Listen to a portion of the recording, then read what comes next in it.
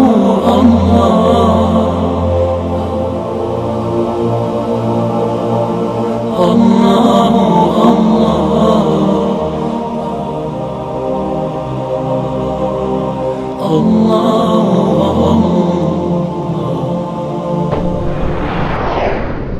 الله الرحمن الرحيم.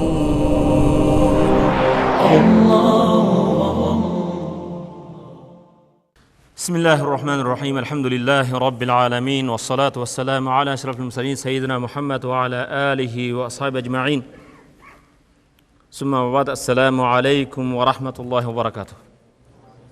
Урматтуу мусулман бир туугандар, өткөн сабагыбызда сыйра пайгамбардын өмүр баянынан баягы аялдардын суроо болгондуктан башка бир темага өтүп кеттик эле. Кайра эле ала хутул хабиб пайгамбардын жолун жолдой деген сабагыбызды улантабыз. Эсиңиздерде болсо пайгамбарыбыз саллаллаху алейхи ва салламдын Хадиче энебизге үйлөнгөндөн кийин жерде токтолгонбуз, Хадиче энебиз пайгамбарыбыз саллаллаху алейхи ва салламдын аманатчылыгына, имандуулугуна, чынчылыгына өтө берилгенден кийин, башкача айтканда Хадиче энебиз пайгамбарыбызга ашык болгондон кийин өзүнүн курбусу ким эле? Нафиса. Нафисенеге айткандан кийин, Нафисене каалайсыңбы, мен Мухаммадка барып айтайын дейт. Пайгамбарыбыз саллаллаху алейхи ва салламга Нафисе энебиз келгенден кийин, үйлөнбөйсүңбү, үйлөнө элексиңби деп сурайт. Анда пайгамбарыбыз саллаллаху алейхи ва саллам мендей жетимге колумда жок, бейбечарага ким тиймек дейт. Пайгамбарыбыз саллаллаху ошондо айтат, Хадичага сүйлөшүп көрөйүнбү дейт. Албетте Хадиче энебиз ал кезде Мадинада, Меккедеги эң бай аялдардан, теги таза, өтө намыстуу, бекем аял болгон. Пайгамбардан мурда эки күйөөсү каза болгон эле, жесир эле. Бирок аялдардын өтө даанышмандуулугун, акылдуулугун ошол жерде айтып өттүм. Нафисе энебиз мен Хадиче менен сүйлөшөйүн дейт. Негизинде Хадиче энебиз Нафисе энебизге айткан эле. Эртеси эле пайгамбар макул болду дебестен, 1-2 күндөн кийин келет да, 2 күндөн кийин пайгамбар менен сүйлөштүм, макул болду дейт, Анан пайгамбарыбыз саллаллаху алейхи ва салламга үйлөнгөндөн кийин, ал Хадиче энебиз пайгамбарыбыз саллаллаху алейхи ва салlam пайгамбарыбыз 53 жашка чейин Хадиче энебиз менен жашады. Хадиче энебиз менен пайгамбардын арасында 4 кыздуу, 2 уулдуу болду. Кыздардын атын ким ата берет? Рукайя, Умму Кулсум, Фатима, Зейнеп. Балдары Касым жана Абдулла. Бир гана пайгамбарыбыздын Ибрахим деген баласы Египеттен келген Мария Кыптия деген энебизден болгон, калгандары бары Хадиче энебизден. Ал-маут ла юқфил хая. Бүгүнкү темабыздын башталышы өлүм жашооду токтотуп койбойт. Уламалардан сураган экен. Өлүм баарыбыздын башыбызда бар, тирүү жанга каза бар дегендей, кээ бир инсандар жашоодо, бул жерде отурган аксакалдар, мен деле, мисалы, ата-энени жоготуу бир адам үчүн кандай десе, ата-энени жоготкон адам бир канча жылдар кайгырат экен, кийин унутат экен. Динде ата-энени жоготуу бир канча жылдар кайгыруу, андан кийин унутуу экен. Өмүр жолдошун жоготкондор бар, өмүр жолдошу жоготкон кандай десе, бир канча жыл кайгыруу, андан кийин никени жаңылоо дейт. Аял болсо турмушка чыгат экен, эркек болсо башкага үйлөнөт экен. Бир тууганыңды жоготуу кандай десе, бир туугандын жоготуу деген шариатта бир тууганын жоготкон адам бир канат үзүлгөндөй болуп калат экен. Бир канатыңыз кетти. Ал эми ата-эне үчүн өзүнөн мурда перзенттер каза болуш кандай, ата-эне өзүнүн баласын жоготуу кандай десе, ата-эне өзүнөн мурда перзентти жоготуу бул айыкпаган жара дейт экен. Ата-эне унута албайт экен. Антен курларын, кийимин, башкасын, китебин көргөн сайын баягы жарага бир туз себилгендей ата-эне ошон менен кыйналат экен. Бирок ошол эле кезде пайгамбарыбыз саллаллаху алейхи ва саллам өзүнүн хадистеринде бул сабакка кирүүдөн мурда Сахла бинти Малхан деген пайгамбарыбыз саллаллаху алейхи ва саллам сахабалардан, атыны билип алыңыздар, Сахла бинти Малхан. Бу энебизден 2 сабакты алабыз. Биринчиси акыйда, ишеним, иман жолунда бекемдик. Экинчи сабак алына турган нерсе сабырдуу бол. Сахла бинти Малхан Мадина Мунавварада жашап жаткан кезинде Сахла бинти Малханга Мадинанын байлардан бирөөсү жуучу болуп келет, колун сурап. Мага турмушка чыгасыңбы деп жуучу болуп келген кезде Сахла бинти Малхан ушундай дейт: сендей жигиттердин жуучулугу кайтарылбайт. Сага жок деш болбойт, бирок Мен мусулманмын, сен башка диндесин. Мен сага турмушка чыга албайм дейт. Караң, акыйда, ишеним, иман жолунда бүгүнкү күндө кээ бирлер мусулмандын кыздары, перзенттери Кытай дейби, башка дейби, монгол дейби, динине карабастан бут парасыбы, от парасыбы, уйга сыйнабы, ташка сыйнабы баары эле акчасы, бийлиги, башкасы болсо, байлыгы болсо кетип атат. Андай болбойт. Шариатта мусулман кыздарын башка дин өкүлдөрүнө берүү болбойт. Турмушка чыгып нике жүрбөйт. Ал өмүр бою арам зинадай болуп жүрө берет. Сахла бинти Малхан жанагы колунда байлыгы бар, башкасы бар, курма бактары бар. Сендей жигиттин жуучулугу кайтарылбайт, бирок сен мусулман эмессиң, мен мусулманмын, экөөбүздүн арабызда нике болбойт деген кезде, болуптур, эгер мен сага турмушка чыган бир шартым иманды, исламды кабыл алсаң дейт. Ал ошого турмушка жанагы аялга үйлөнүү үчүн эмес, баргандан кийин бир канча ой жүгүртөт, ой жүгүрткөндөн кийин бул жер шаардын жаратуучусу жалгыз Аллахтын бар экенине, бирлигине иман келтиргенден кийин Сахл ибн Малик деген келет да, Сахла бинти Малханын жанына келип, ашхаду ан ла илаха иллаллах ва анна Мухаммадан расулуллах келимен айтып иманга келгенден кийин Сахла бинти Малхан деген сахаба энебиз, Аллах разы болсун, ошол жанагы исламды жан кабыл алган жигитке турмушка чыгат. Турмушка чыккандан кийин караң, бул акыйда бүгүн кээде эң арзан эт. Эң арзан эт дегеним кээ бирлер акча үчүн, доллар үчүн, евро үчүн, башка үчүн этини сатып жаткан намыссыздар да бар. Кудай сактасын. Кайсы бир элде зина ачык айкын болуп калса, ал элде, кайсы элде зина деген сөз никесиз ачык айкын ушу иштер болуп калса, ал коом өзүнө Аллах Тааланын азабын, каарын, наалатын чакырган болот дейт. Кайсы коомдо ушул нерсе ачык айкын болуп калса, ал коом өзүнө Аллах Тааланын наалатын чакырган болот дейт. Бирок Сахла бинти Малхан энебиз анын курма багына, байлыгына карабастан иманга кирсең, турмушка чыгам деди, иманга киргенден кийин турмушка чыгат. Турмушка чыккандан кийин күндөрдүн биринде алар ортодо балалуу болот. Перзенттин атын Умар коёт. Араб тилинде кичинекей кылып айтуу, эркелетүү бар. Умарды Умайр дейт. Бизде алмазды алмасчик деп коет го, өзүнчө кичине кылып айткандай. Ошо Умарды Умайр деген балалуу перзенти болоттур дагы. Бир канча убакыт өткөндөн кийин Умайр ата-энесинин ортосундагы өтө кубанычка, жыттууга, башка болуп, эрке болуп, эркелеп өсүп жаткан бала күндөрдүн биринде катуу ооруга чалыгат. Ошо ооруп жаткан кезде Сахла бинти Малхан энебиздин күйөөсү өзүнүн курма багына тижарат иштери менен кетет.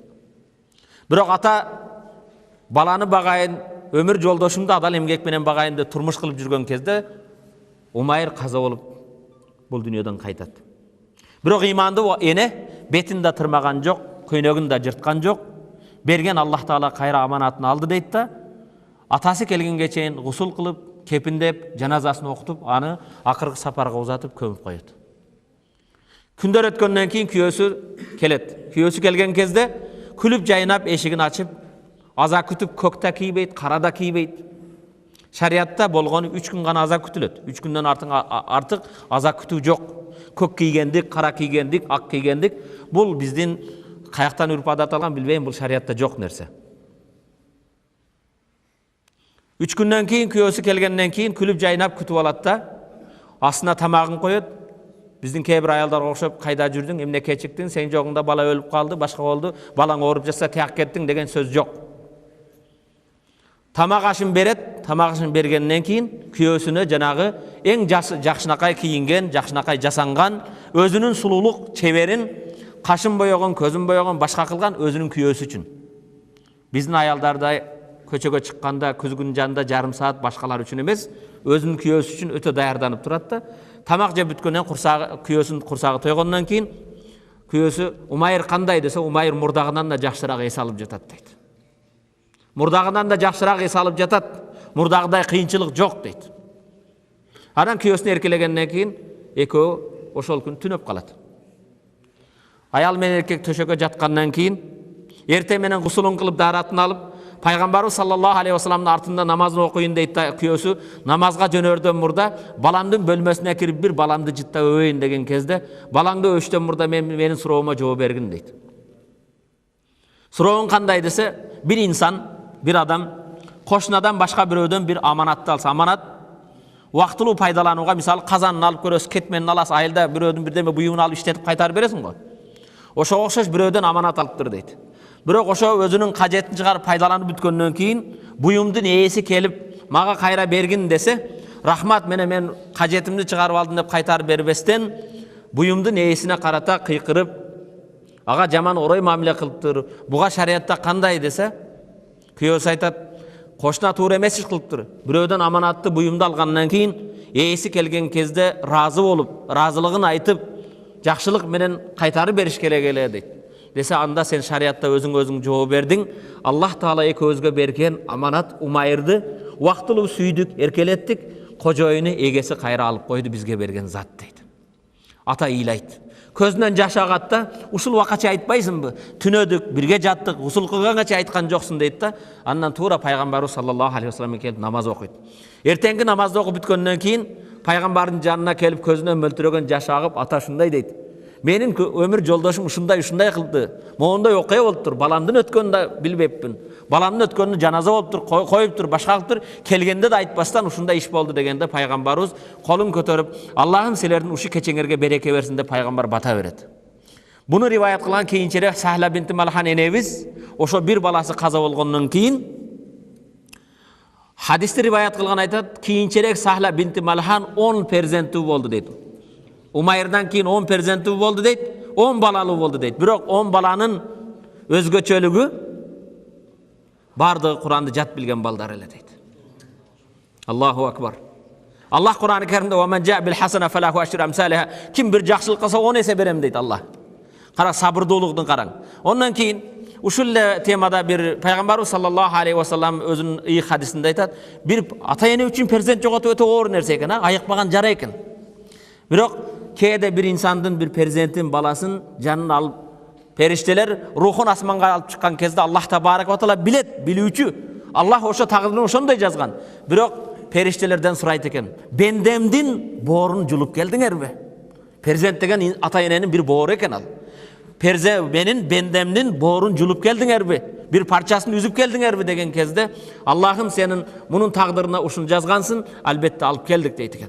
Деген кезде Аллах табарак ва таала периштелерден сурайт экен, ал бенде баласыны, перзентин жоготкон ата эне эмне деп калды десе, Алхамдулиллах, Кудайыма шүгүр. Инна лиллахи ва инна илайхи раджиун. Биз Аллах үчүнбүз, Аллага бир күн кайтып барабыз. Аллахым өзүң бердиң, өзүң кайра алдың деп Аллага Алхамдулиллах, Кудайыма шүгүр деп эле калды дейт экен. Ошондо Аллах Таала айтат экен, эй периштелерим, бейиштин ортосунан кооз бир үйдү кургуладагын, ал үйдү хамд, мактоо үй деп койгула ошо бендеме дейт экен. Алхамдулилlah деген бендеге бейиштин ортосунан хамд деген, мактоо деген үйдү куруп, ошого даярдап койгула дейт экен. Берген да Аллах, алган да Аллах. Темабыз ал-маут ла юқифил хая. Бирөөдүн өлүмү бирөөдүн жашоонун токтотуп койбойт. Факат Расул саллаллаху алейхи пайгамбарыбыз өзүнөн мурда Касым деген баласы каза болду. Ва хуа фис-салиса мин умрихи. Касым болгон 3 жашта каза болду. Эми эркелеген, эми тили чыккан эң таттуу кезинде. Ва Абдулла ва хуа фир-рабиа. Абдулла деген баласы өзүнөн мурда каза болду 4 жашында. Ва Расул саллаллаху я'ламу хакыйкатад дүния. Пайгамбар бул дүния эмне экенин билет. Бул дүнияга келгенибиз баарыбыз эртеби кечпи кетебиз. Ва аннаха гайры бақия. Бул дүния түбөлүк эмес экенин пайгамбар билет. Ошондуктан пайгамбарыбыз саллаллаху алейхи вассаламга Аллах Таала көп сыноолорду берди. Ва куллу ман факадахум ва убтулия би маутихим лан юсна азмаху фи таблиг даъвати раббих. Бирок балдарыны жоготкон үчүн эки баласы башкасы каза болду. Бирок эч качан пайгамбарыбыз саллаллаху алейхи вассалам менин баламды эрте алып койду, жаш балам өлүп калды деп дааваттан токтогон жок.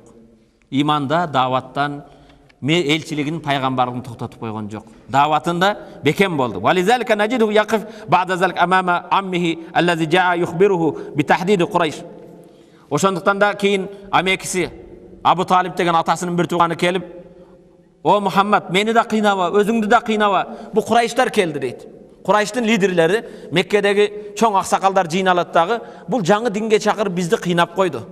Ата менен энени, бала менен атаны, бала менен кызы башка диндерге ажыратып, бир үй бүлөнүн ичинде өтө кыйын болуп кетти. Буну ишин токтотойлу деген максатта Курайштар топтолот да, баары пайгамбардын атасынын бир тууганы Абу Талибка келип ушундай дейт: "О Абу Талиб, эгер Мухаммадтын максаты байлык болсо, биз арада бардыгыбыз төө жыйнап, кой жыйнап, алтын, күмүш жыйнап берели, арабызда эң бай болуп алсын. Даават кылуудан максаты эгер Bizge padişah olam dese biz özümüz bunu bizge sultan padişah kılıp şaylap alalı. Eğer bul başına bir oğru jetken bolsa, akılından taygan bolsa, dünyadagi eng çoğ tavıptardı ap kelip bunu darlaylı deydi. Oşonda Peygamberimiz sallallahu aleyhi ve sellem janagı atasının bir toğana Abu Talib kelip, o Muhammed, je özüңdü kıynaba, je meni kıynaba, uşular uşunday arz menen keldi. Kalasaң tö jıyna beret eken, baylık jıyna beret eken, kalasaң seni padişah kılıp alat eken, kalasaң darlaylı deydi. Peygamberimiz sallallahu aleyhi ve sellem biliginde kabul algan jok, baylığında kabul algan jok. Andan ki Peygamber çıkıp aytdım ne dedi? Hadis, vallahi ya amme, Allah'a kasam içem o baykim. La wada'u şemse fi yamini. Eğer al Kurayşlar menin oң jagıma kündü koysa, wal qamara fi yasari, sol jagıma aydı koysa, ala ana atruka hadal amr, uşu davatımdı dindi toxtatıp üçün. Ma taraktuhu, bunu hiç kaçan toxtatmayım, hatta yuzhirahullah au uhlika duna. Allah Taala bunu jarıkka çıkarmayınca je uşul davat din jolunda ötüp ketem dedi. Maga baylığı da biligi eşteme kerek jok dedi. Men minal ulama yastati an yaqula misli hadal kelam. Qaysı ulular, qaysı özünün bagıtında beken bolgon, özünün ideologiyasında beken bolgon kim aytalat bu sözdü? Oң jagıma aydı koysa, kündü koysa, sol jagıma aydı koysa, bul jolumdan toxtabayım dep. Fala tusavi dunya kullaha. Bul dünya eş nersege arzubayt. An risaler ve tabliğ, davat yolunda, imanga, İslamga çakıruu yolunda, bul dünya baylık, bilik eş nersege arzubagan nerse. İnna fiqdanil veled musabun azim lil ab vel Ata-ene üçün balanı jogotu öte ağır musibat, öte ağır kaygı. Walakin ajrus sabr a'zam, biroq sabırlılıktın soğu andan da körök. Allah kerimetli Kur'an-ı Kerim'de innema yuvaffas sabiruna ajrahum bigayri hisab. Albatta sabırdılar soğun çeksiz alat deydi. Her bir nesenin soğuptorunun çekleri var eken. 700 ese, 10 ese, 27 ese cemaat bilgen okuyan namazın. Biroq sabırdın çegin Allah'tan başka hiç kim bilbeydi. Sabırdılık, Kırgızlar bekerge sabır tüvü sarı altın dep aytkan emes. Sabırdılıktın çegin soğun Allah Tebaraka ve Taala'dan başka hiç kim bilbeydi deydi.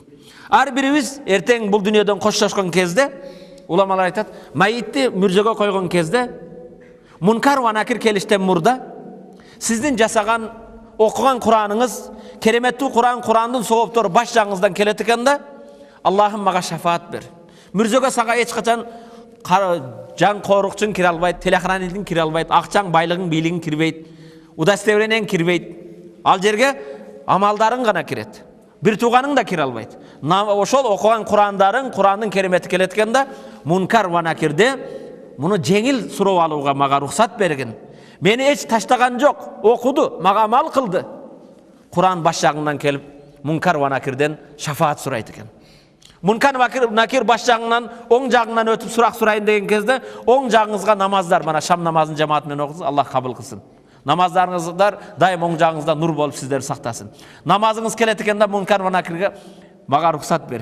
Beni hiç kaza kılgan jok, taza okudu, cemaat menen okudu. Men şafaat kılууga ruhsat ber deyt eken. Sol jagыңızdan munkar ve nakir kelgen kezde sizdin tutkan orozoңuz, but jagыңızdan kılgan sadaka hayır ihsanдарыңыз, жакшылык үчүн баскандарыңыз. Ошондо сабырдуулук деген bir сооп келет экенде, baş jagыңызга kelse Kur'an turat, oң jagыңızda namaz turat, sol jagыңızda oroza turat, but jagыңızda hayır ihsan zakattарыңыз turat. Onda sabırдуулук деген сооп айтат экен. Бендени кыяматка мага койгула. Кыяматта мен муну бейишке алып кирип анан ажырайын. Бейишке жетелешке мага бул жерде кабырда мага жай калбаптыр. Мен муну бейишке алып кирүүгө мен кепилдик берейин дейт экен. Sabırдуулуктун сообу ошондой болот. Ошондуктан да ата-эне үчүн бала чаканы жоготуу өтө оор, айыкпаган жара болгонуна карабастан, анын сообу өтө чексиз. Аллах субханаху ва таала ю'ти qabla an ya'khuz. Бул нерсеге терең көңүл буруп бир салават. Аллах алуудан мурда берет экен. Ким берди эле? Абдулланы пайгамбарга ким берди? Касымды ким берди? Аллах берүүдөн алуудан мурда берет экен. Бергенин алды да, туурабы? La ya'khuz, bel la ya'khuz illa liyu'ti. Belki Allah albayt deydi. Alsa da beriş üçün alat eken. Belki Allah Teala algan kezde beriş üçün alat deydi. Ve la yubtala illa liyu'afi. Belki Allah Tebaraka ve Teala sizdin başınızga bir musibat, sınavlardı berbeyt eken, sınav berүүдөн maksat Allah Teala ولا يصيب العبد بشدة إلا ليرفع درجته. Bendenin darajasını көтерүү үчүн экен. Wa yaskinahu jannata, beyişke sizdi kirgizүү үчүн Allah түрдүү сыноолор менен башыңызга сыноо берет экен. Wa tastamirul haya, бирок жашоо улана берет. Ba'da zalika wala taqif al harakatul kawn. Жаратылыштын жер өз огунда айлануу токтоп калбайт бирөөдүн каза болуусуна. Бирөө үчүн ал пайгамбардын баласыбы, башкабы? Күн да tutulbayт, ай да tutulbayт, жердин өз огунда айлануусу токтоп калбайт. Wa du'at. Ошондуктан бул жерде бир нерсе, Аллах жолунда дават кылган инсандар, молдекелер, даватта жүргөн инсандар татыктуураак экен, битадбири хадил маани, ушул пайгамбардын башына келген сыноолорго ой жүгүртүү. Пайгамбардай затты Аллах Таала баласын алып койду, перзентин алып койду, бирок даватын токтоткон жок. Дагы бир мисал берейин. Пайгамбарыбыз саллаллаху алейхи ва саллам күндөрдүн биринде бирөөдү иманга чакырат. Исламга чакырат. Ал пайгамбарыбыз саллаллаху алейхи ва саллам Мадинадан Меккеге келе жаткан кезде жеңим иш менен Меккеге исламды алып келген кезде Меккеден пайгамбарыбыз саллаллаху алейхи ва саллам Каабанын жанына келип көзүнөн жаш агып, Аллага касам ичем, о Байтулла, кандай улуу жерсин, кандай жыпар жыттуусун, жүрөгүмө эң сүйүктүүсүн, бирок элиң чыгарбаса чыкпайт эдем деп ыйлап чыгып кетет. Меккеликтер пайгамбарды кууп жиберди. Мадинада 8 жыл жүргөндөн кийин Меккеге кайра 10.000 аскер менен келди. Пайгамбар бир ишарат кылып койсо, Меккенин көчөлөрүн кан менен агызып койсо болот эле. Бирок ошо Меккеге келерде, Меккенин четинде бирөө төөсүнө отуруп алып, байлыгын алып качып баратыптыр. Пайгамбар тосотта: "Ва хал ташхад ан ла илаха иллаллах ва анни Мухаммад расулуллах?" Күбөлүк бересиңби Алланын жалгыздыгына, мен Мухаммад Алланын элчи экендигиме? Иманга чакырат, исламга чакырат.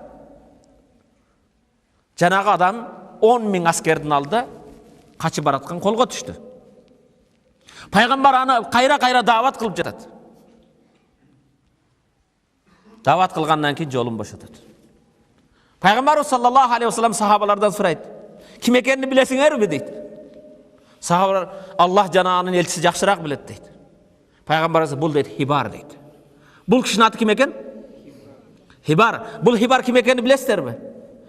Зайнап энебиз, пайгамбардын Зайнап кызы, төөдө бара жаткан кезде төөнү чочутуп, Зайнаптын боюнда барды, төөдөн жыгылып, Зайнаптын өлүмүнө себеп болгон Хибар эди.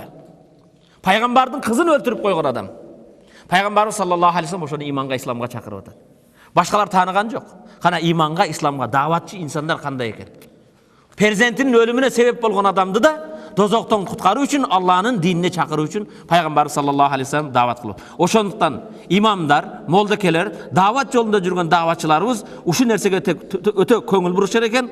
Битадаббир хазил маани ва талқинаха линнас, адамдарга көп айтышыбыз керек экен. Сулукан ва кудватан ва тахфифан ва рахматан, адамдарга кыймыл аракетиңизде, даватыңызда, өзүңүздүн боорукердүүлүгүңүздө пайгамбардан үлгү ал дейт. Ва кана сайидина Зайд ибн Хариса туфлан. Зайд ибн Харисаны билесиздер. Зайд ибн Хариса деген бул пайгамбарыбыз саллаллаху алейхи ва салламга Хадиче энебизден берилген бир белегеде. Зайд ибн Хариса пайгамбардын жанында дайым кызмат кылып жүргөн. Пайгамбар билесиңер, Таифка дават кылып чыккан кезде, пайгамбарды Таифтин адамдары таш менен кубалап урган кезде Зайд ибн Хариса тосуп, Зайддин бүтүн жери калган жок, канакпаган жери калган жок. Пайгамбардын жанында жүргөн Зайд ибн Хариса кичинекей энесиге эркелеген таттуу бала эле. Бирок Зайдты кичинекей кезинде каракчылар энесинен урдап кетет да базарда кул катары сатып берет. Ал колдон колго өтүп күндөрдүн биринде Хадиче энебиздин колуна түшкөн болот. Хадиче энебиз Зайд ибн Харисаны пайгамбарга үйлөнгөндөн кийин, пайгамбарыбыз саллаллаху алейхи Хадичага үйлөнгөндөн кийин, Хадиче энебиз пайгамбарга кызмат кылып жүргөн, жанында дайым кызмат кылгын деп Зайд ибн Харисаны пайгамбарыбызга Хадиче энебиз берген эле. Күндөрдүн биринде Зайд ибн Харисаны ата-энеси жоготкондон кийин, ата-эне албетте баланы издейт. Жылдар өтөт. Угушат Меккеде Мухаммадтын жанында экен деп. Атасы менен бир тууган байкеси Зайдты алганы Меккеге келишет. Пайгамбар саллаллаху алейхи ва саллам келгенден кийин ошо таң калуучу нерсе, факала наби ли Хариса ва ахи, келетте биздин балабыз сизде экен дейт. Ооба, менде. Кааласаңыз айткан акчаңызды айтың, төлөйлү да биз алып кетели дейт. Баланы бизге кайра саткын, сен аны кул катары сатып алыпсың дейт. Пайгамбарыбыз андан да жакшыраак жол айтайынбы силерге дейт. Эмне жол айтасың десе, пайгамбар айтат: "Хал лакума фима хуа хайр мин залик?" Фақала: "Жакшы жол айт" dedi. "Ва маза?" Қала: "Тахайяруху, нухайируху, фа ин ахтаракум фа хуа лакум би гайри мал." Нухайируху келип өзүгө тандоо берели. Зайд, мана атаң келиптир, атаңдын бир турганы байкең келиптир. Мана мен. Ыхтыярың, кааласаң ата энең менен кет. Кааласаң менде кал деп өзүгө ыхтыярды берели. Тандоо жолуну Зайдтин өзүнө берели dedi. Вайнақтара, егер ал силерди кааласа, силерге акчасы эле берем, мага акчаңар керек эмес, алып кеткиле. Вайнақтарани, егер мени каалса, фамана биллази яргабу амман ахтара. Егер ал мени менен калам десе, мен аны өзүнүн каалоосунан каршы мажбур кыла албайм эч нерсеге dedi. Дахала наби аля Зайд ва саалаху. Пайгамбар Зайдты чакырды да алып келип, ата-энесин, атасы менен атасынын бир тууганын Зайдтан сурады. "Атариф хазайн ражулайн?" Бу эки кишини тайнысыңбы Зайд dedi. Зайд карап туруп, Фақала Зайд: "Наам, аби, бу атам" dedi. "Ва амми, бу атамдын бир тууганы байкем." Сумма таанака, кийин үчөө бекем кучакташып алды. Атасы да, байкеси да Зайдты кучактап, бир канчага жытташып, бая сагынгандар эме болду. Дамат аюнухум минас сурур вал фарха. Атанын да, байкенин да көзүнөн жаш кубанычтан токтобой койду. Фақала Зайд, пайгамбар айтты: "Инни ухайюрука байна ан табка ма'я ау тазаб ма абик ва аммик." Көздөн жаш токтой элек пайгамбар токтотуп айтты: "Мен сага ыктыяр берем тандоодо. Кааласаң атаң менен байкең менен кеткиниң, кааласаң мени менен каласың" dedi. Фақала Зайд била тараддуд. Зайд эч экиленбестен, ойлонбостон туруп ушундай dedi. "Ла акуну ма ахад гайрука абадан я Расулаллах." О Аллахтын элчиси, сенен башка эч ким менен болгум келбейт dedi. Сенден башка эч ким менен болгум келбейт. Фақала аммуху, атасынын бир турган байкеси айтты: "Я Зайд, атахтар ал-убудия аля абик?" Атаң менен байкең турса кулдукту тандайсыңбы dedi.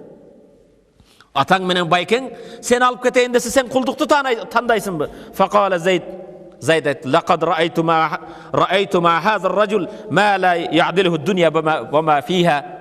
Мен бул киши менен жүргөндө ушундай нерсени көрүп атам. Бул кишинен көргөн нерсе дүйнөдөн жана дүйнөдө бар нерселер арзубайт dedi. Жер шарындагы байлык, бар нерселер да бул киши менен жүргөн нерсеге эч нерсеге арзубайт. Ва кана лаб валам фи гаят дахша. Атасы менен байкеси өтө таң калды. Пайгамбардын жанында жүрүү мен үчүн дүйнөдө бар нерседен жакшыраак dedi.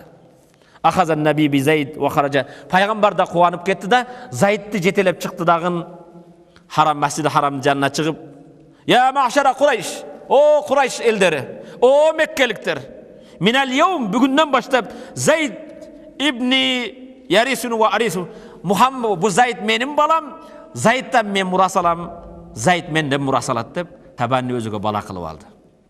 Ошондуктан көрүнчө пайгамбарыбыз саллаллаху алейхи вассаламдын кызматкери Зайдты Зайд ибн Мухаммад деп коет эле. Пайгамбар өзү Меккеде Курайштарга чыгып, Харамда, Масжиди Харамда барияга жарыя кылды. Ва тахтиму хаят Зайд ба'да залик бишахада ва яшхад лаху расул бил жанна. Кийинчерээк бу Зайдтын өмүрү өтөт, пайгамбар Зайдты бейишке киргендигинге пайгамбар күбөлүк өтөт. Зайд бейиштеги инсандардын бирөөсү деп. Наам. Лау алима Зайд ал-гайб лахтара ал-вaqi аллази хадаса лаху. Албетте Зайд гайбты да билбейт эле бейиш жөнүндө. Бинаил Кааба. Бул пайгамбар саллаллаху алейхи вассалам өзүнүн балдарын жоготту, бирок бул жерде бир нерсени токтош керек. Кийинчерээк Кур'ан-ы Каримде Ахзаб сүрөсүндө келет. Зайд өзүнүн аялынан ажырагандан кийин шариатта, бул Меккеде бардык дин шариат толук түшөдө элегиде, арабтардын адаттарында бирөөдү бала кылуу, бала тутуу бар эди. Аллах Таала ошол туура эмес адат экендигини жарыя кылуу үчүн Аллах табарак ва таала Зайд аялынан ажырагандан кийин пайгамбарыбызга ошо Зайдтан ажыраган аялга үйлөнүүгө буйрук берет Кур'анда. Эмне үчүн? Ошол туура эмес, ото оор өзүнүн баласы да. Бирок эч качан бирөөдүн баласы ага бала болбойт. Шариатта болбогондугу үчүн Аллах табарак ва таала Зайдты канча балам десең да балаң болбойт. Ма кана Мухаммадин аба ахадин мир риджаликум. Мухаммад силердин атаңар эмес, бирөөңөрдүн. Зайдтын аял ажырагандан кийин пайгамбар Зайдтын аялына үйлөнөт. Чыныгында шариатта мисалы өзүнүн ата эч качан келине үйлөнө албайт. Ошондуктан жанагы шариаттагы эң оор закондорду, эң кол шариатта өкүмдөрдү шариаттап келген пайгамбар аткарыш керек да. Аллах табарак ва таала пайгамбарыбызга Заидтин аялыга үйлөнгөндөн кийин шариаттан мурдагы, исламдан мурдагы жана жахилият эмелерин жоюп жок кылат. Ошондуктан бүгүнкү күндө баягы бирөөдү бала агам менен ал эч качан сизден мурас албайт, сиз мурас бере албайсыз. Ал өз баладай болбойт, өзүнүн атасынын аты менен болуш керек.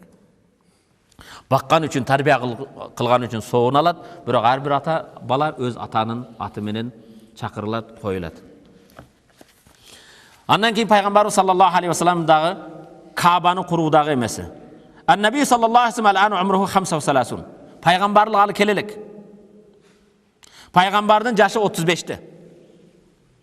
Ал кезде меккеликтер Байтулланы, Масжиди Харамды өтө дубалдары кыйрап, бузулууга жакын болуп калган кезде кайра курууду максат кылышат да, адамдардын табиятында ошол Меккеде Курайштар айтат, ар бир адам эч суткордук кылбаган, бирөөдүн акын жебеген, адал чекете менен, эмгеги менен тапкан адал акчаларын алып келсин, Каабаны бузуп кайрадан жакшылап курабыз дейт. Ошондо Кааба Меккедеги бардык адамдар акчасын алып келгенден кийин, бирок бул мечитти кайрадан бузуп, кайрадан курууга адамдар коркот. Ким баштайт? Ыйык жерди буссак бир жери шал болуп калабы? Эмне болобуз деген коркунуч турган кезде Валид ибн Мугира деген меккелик Курайштардын бир лидери чыгат да, о коом, биздин максатыбыз муну талкалап жок кылуу эмес го. Максатыбыз бузуп туруп кайрадан жакшылап курууго. Ошондуктан Аллах табарак ва таала бизди эч азапка албайт. Мен баштайын дейт да, колуна балтаны алып, биринчи эмени бузуп баштайт. Адамдар баары коркуп, Валид ибн Мугирага бир нерсе болобу экен, азыр кол иштебей калабы же башка болобу деп күтүп турат. Бир аздан кийин эч нерсе болбогондон кийин, Аллах биздин жакшы ниетибизге эч нерсе кылбайт экен дейт да, бардык коом кайрадан бузуп, Каабаны кайра курушат. Кайра курган кезде, азыр Каабага барган адамдар көрөсүздөр, Байтулла моондой турса, мунун жанында мындай бүтпөй калган дубал тосуп турат. Муну Хижри Исмаил деп коет. Исмаилдин хужрасы дегендей сөз. Хижри Исмаил деген сөз бул жер эмне курулбай калды? Бул өзү Каабанын толук эди бул. Бул жакта Кааба Байтуллага кирет эле. Бирок ошол кездеги адамдардын сүткорлуктан башкадан таппаган адал эмгеги менен жыйналган акча жетпей калгандыктан, караң, арам акча менен кургандан көрө ошол жерди биз бир аз тосуп коебуз да, ушу белги кылып коебуз, бул жака тыйыныбыз жетпей калды. Адал адал эмгек менен табылган акча менен толук курал деп ошонон курулуп калат. Бул жер дагы негизинде Каабанын мурдагы ичиге кирет бул. Түшүндүңбү? Караң, ошол кезде ислам пайгамбарыбызга пайгамбарлык вахий келелек, 35 жашында курулуп атат. Динден алыс болгон адамдар да ошол кезде Каабаны куруп жаткан кезде өзүнүн арам акчасын иштеткен жок. Бүгүн динде жашап, мусулман болуп, төрөлүп, мусулман жолунда жүргөн адамдар кээде тараздан алдаганда, башкадан бирөөдүн акын жегенде, жетим жесирдин акын жегенде, башка туура эмес документтер менен бирөөдүн акчасын жегенде эч коркпостон алдым жуттум болуп атат. Алар Каабанын да курууда ошондой ыйык ишке да өзүнүн арам акчасын кошкон эместер алар. Каабаны кайра курган кезде, бирок Хаджар Асвад деген сөз кара таш. Кара таштын тарыхы ал өзү бейиштен чыккан. Ибрахим алейхиссалам менен Исмаил алейхиссалам экөө Каабаны куруп жаткан кезде ошол Хаджар Асвадтын ордуга бир таш таппай калат. Ошол орду бош калган кезде баласы Исмаилди бар табып келгиниң дейт. Исмаил чуркайт. Ибрахим алейхиссалам да издеп кайра келсе, ошол жерге апапакай болгон бейиштен чыккан таш коюлуп калат. Исмаил сен алып келдиңби? Жок. Ибрахим сен алып келдиңби? Жок. Аны Жабраил алейхиссалам алып келген. Пайгамбарыбыз саллаллаху алейхи ва саллям өзүнүн хадисинде Ал-Хаджарул Асваду яминуллахи фил ард, Хаджар Асвад кара таш Аллах тааланын жердеги ант ала турган жери дейт. Яминуллахи фил ард, жерде ант бериле турган жер дейт. Мисалы, хажга барган адамдар Байтулланы айланган кезде монанда бурчта Хаджар Асвад турат. Ким мүмкүнчүлүгү болсо келип колун тийгизет. Мүмкүнчүлүгү болбогон адам ошол жерге келип Аллаху акбар деп өтөт. Башкача айтканда, ошол жерге келип бүгүнкү күндө конституцияга башка колун коюп ант бергендей, Байтуллада Аллаху акбар же колун сүрткөн кезде Аллахым диниңде бекем болом, иманга кызмат кылам, сен тыюу салган нерседен алыс болом деген ошолорго ант берүүдей болот. Күндөрдүн биринде сахабалардан Хазіреті Умар Байтулланы айланып жатып келет да, Хаджар Асвадтын жанына келет да, инни ла алам аннакал хаджар ла танфа ва ла тадур. Мен билемин сен ташсың. Senden жақсылық та келбейді, жамандық та келбейді. Лаула анни раайту Расулаллаху саллаллаху алейхи ва саллям юқаббилук ма қаббалтук. Егер пайғамбардың өпкөнүн көрбөгөмдө мен сени өппөйт элем. Бирок пайғамбар өпкөн үчүн сүннет болгон үчүн сени өбөм, сенден жақсылық та жамандық та келбейт деген кезде артында bir сахаба айтат: "О Умар" дейт, "адашасың" дейт. Хажар Асвадтың зияны да пайдасы бар дейт. Эмне десе, кыяматта бул күбөлүк өтөт дейт. Кыяматта ар бир бендеге келип, ошол Аллаху акбар деп, же болсом сүртүп, өп ант берген адамдарга күбөлүк өтөт дейт. Хажар Асвадты өпкөндүк пайгамбарыбыз саллаллаху алейхи ва саллям сүннөтү. Ошол Хажар Асвадка келгенде ким ордуна коебуз дейт? Меккеде жашап жаткан Курайштар биз коебуз дейт. Экинчи Бани Хашим биз коебуз дейт. Башка уруу биз коебуз дейт. Кайсы уруу койсо, ошол уруу өзүнчө ошол жерде өтө сыйлуу, өзгөчө сыймыктана турган Хажар Асвадты биз коебуз дегендей болуп калат. Bir kança tartış talaş konuda Araplar arzımagan nersedен kılıç götürüp uru menen uru bölüşüp uruşayın degen kezde arasından bir akıldılar aytat. Şaşpagıla. Kabanın içinde turuşat. Azır eşikten birinci kirgen adam emne dep aytsa oşonun ökümüne eme kılalı. Mo uru dese uşul uru koysun. Tigi uru dese tigi uru koysun deyt. Makılsınlar mı deyt. Bardığı o жақшы pikir boldu deyt. Anda bolsa azır eşikten birinci kirgen adam kanday dese oşonun ökümüne başı yeli deyt da. Taqdırdın uşu emesini qarang, Allah tabarakadan emesimen eşikten birinci kirgen Peygamberimiz sallallahu aleyhi ve sellem 35 yaşdagi Muhammed kirip kelet. Assalamu aleykum kirgen kezde, "Haza Muhammedul Amin." Bul amanatçıl Muhammed, bul çınçıl, bul adlettu, bul emne dese şoga razыбыз deyt. Keyin Peygamberimizga bolup жаткан окуяны айткан кезде Peygamber özü bir ridasın üstündögi çepkenin çeçet dagın. Çepkendi koygondan keyin aytat, "Hajar Asvadты koygula" deyt ortoga. Hajar Asvadты ortoga koyup turup, her bir uruudun aksakaldары kelip çetinen karmagıla deyt. Her bir uruulardın aksakaldары kelip jana çepkendin çetinen karmap Hajar Asvadtın orduna jakın alıp kelgen кезде Peygamberimiz sallallahu aleyhi ve sellem özü alıp turup Hajar Asvadtı öz orduna koyup koydu. Allahu akbar. Hajar Asvadtı Peygamberimiz sallallahu aleyhi ve sellem uşunday koydu. "İnnellezî adrakahul arab." Bul Araptardın oşol murdağı emeste tartış salaşqa alып bargan nersesi fitratında qarang Kabаны kurgan kezde de aram akçaga eş jol bergen jok. Laqad kana Rasul sallallahu aleyhi ve sellem rahmeten qabla miladih. Peygamber törölüşten murdada alamga rahmat meyrimede. Wa inda nash'atihi. Peygamber öspürüm bolup kele jatkan kezde wa fi shababihi jaştığında wa fi kulli ayamihi wa layali ar bir keçede kündüzde el üçün eldi biriktirgen, el üçün Allah Taala tarafından jönötülgen rahmat edi. Bil mu'minina raufur rahim. İmandular üçün boriker meyrimli peygamber. Yaqulu Sayyidina Anas ibn Malik. Peygamberge 10 yıl hizmet kılgan Anas ibn Malik sahaba uşunday deyt. Dakhala Rasul al-Madinata yawmal isneyn. Peygamber düşenbe günü Madinaga kirdi deyt. Düşenbe gün kelgen eken. Peygamber düşenbe gün törelgen. Dakhala al-Madina yawmal isneyn fa adaa minha kulli şey. Peygamber düşenbe gün Madinaga kirgen kezde Madinada bardık nerse nurdanıp jarık bolup ketdi. Ve mata Rasulullah bil Madina yawmal isneyn fa adlama minha kulli şey. Peygamber düşenbe gün Madinada kaza oldu. Madina kap karangı bolup kaldı deydi. Faqila lahu maza tatamanna ya Anas. 10 yıl hizmet kılgan sahabadan adamlar soradı: "Ey Anas, emne ümit kılasın? Maksatın emne?" dedi. Sizlerin maksatınızlar emne? Bul jerde işembe күнү эс албастан, телевизордун жанында отурбастан, келип ушул пайгамбардын өмүр баянын угуудан Anas ibn Malik ушундай дейт: "La uridu illa an alqahu yawmal qiyamah wa aqulu lahu." Menin maksatım Peygamberge 10 yıl hizmet kıldım. Peygamber Anas ibn Malik'e dua veret. Allah'ım ömrüne bereke versin. Allah'ım bala çakanga bereke versin. Allah'ım malı mülküne bereke versin de Peygamber dua kılgandıktan Anas ibn Malik 100'den 103'e kirip kaza olur. Ömrü de bereke olur Allah. Anas ibn Malik ondan köp perzenti olur. Nevreleri menen çevreleri menen ötör kezde 100'den köp bala çakası var eken. Anas ibn Malik Peygamber'in duasının berekesi menen adamların hurması yılına bir jol salsa Anas ibn Malik de 2 jol salat eken. Allahu akbar. Em oşol zatты qarang. Nime ümitin dese Anas ibn Malik enelerge da tiyesheli bir masele aytıp koyun bul jerde.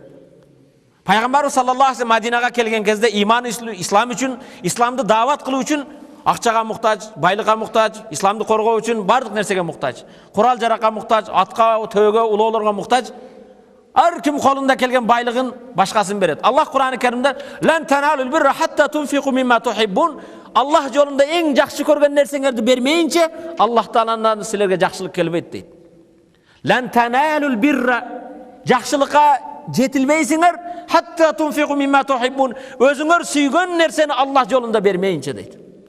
Бизкеде жетим жесирлер башкалар тилемчилеп келсе чөнтөктү издеп, о четинде калып кеткен, өтпөй калган, эскирип калган бир сомдукту чыгарып коесуң, өтпөй калган тыйыныңды тияка таштап кетесиң. Бирок Аллах жолунда берүү үчүн Аллахтан жакшылык күтсөң, эң жакшы көргөн нерсеңи бер дейт. Кудай түлөө берем десе эчки алып кел дейт.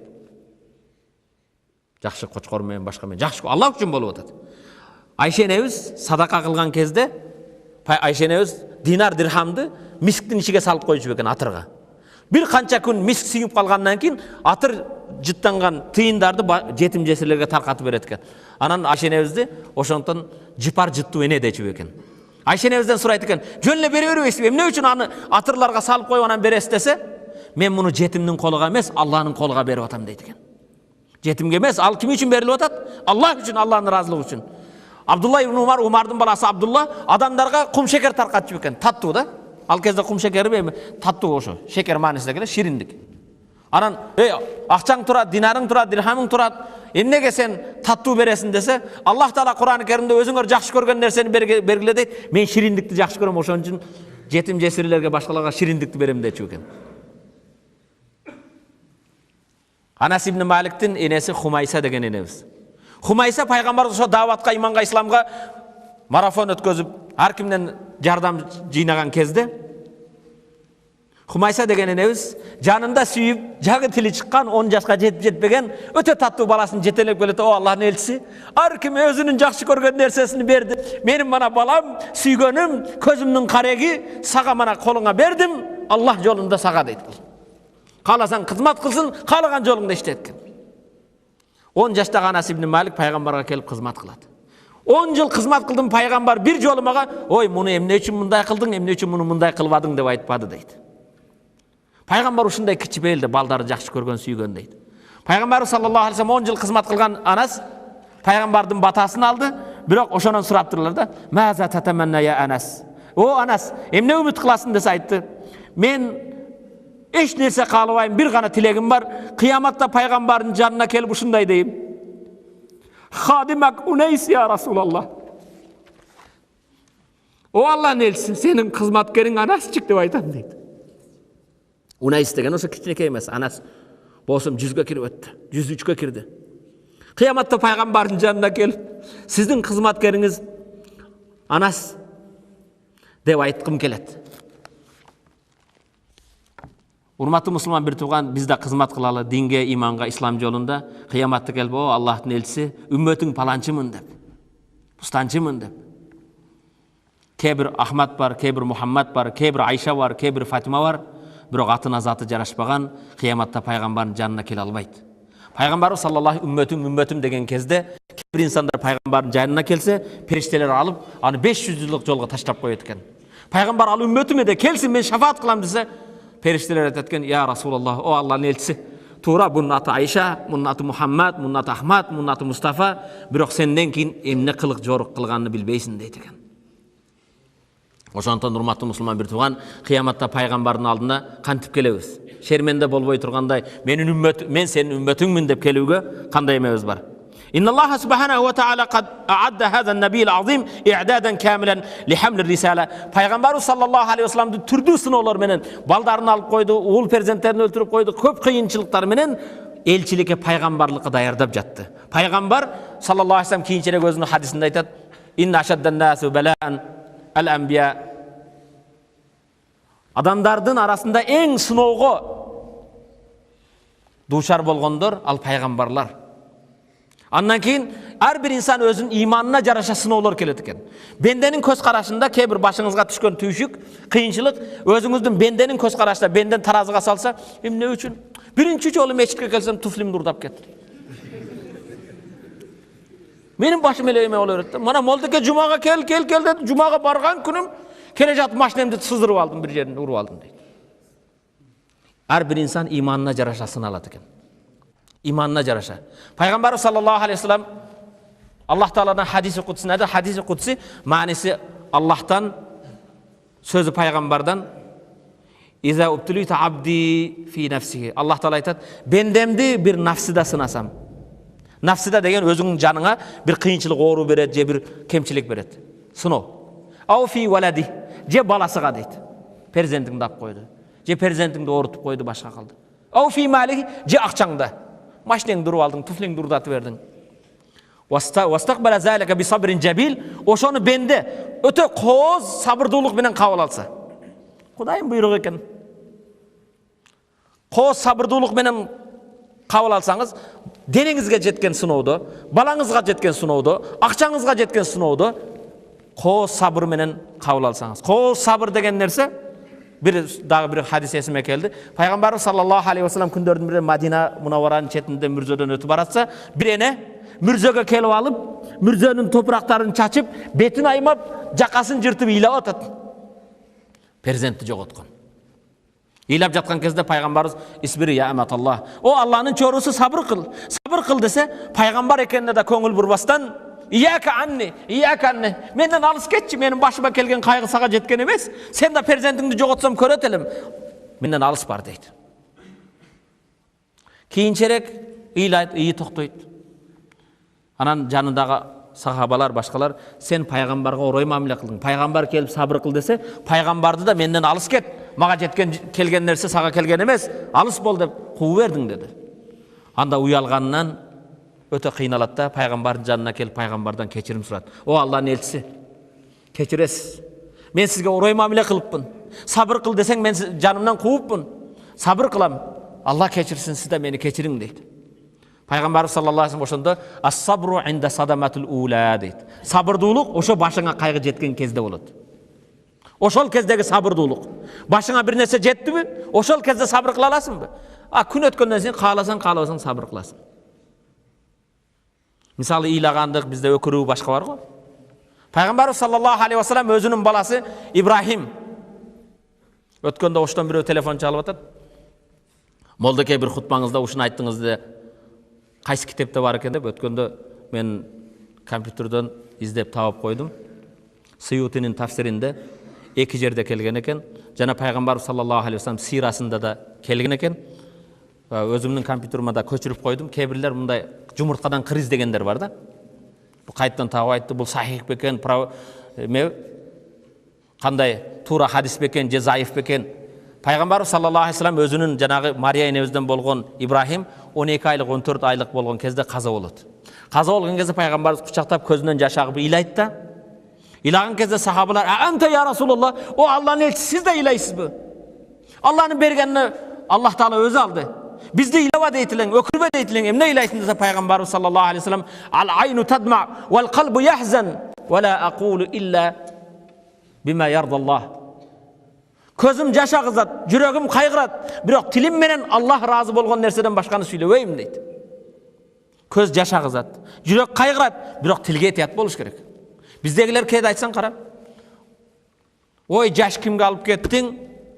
Балдарыны кимге таштадың? Калган өмүрүнү паланчыга бер. Өмүрү калган жок. Калса жашайт эле да. Кайсы өмүрүнү берет ал? Калган өмүрүнү эми силерге берсин дейт.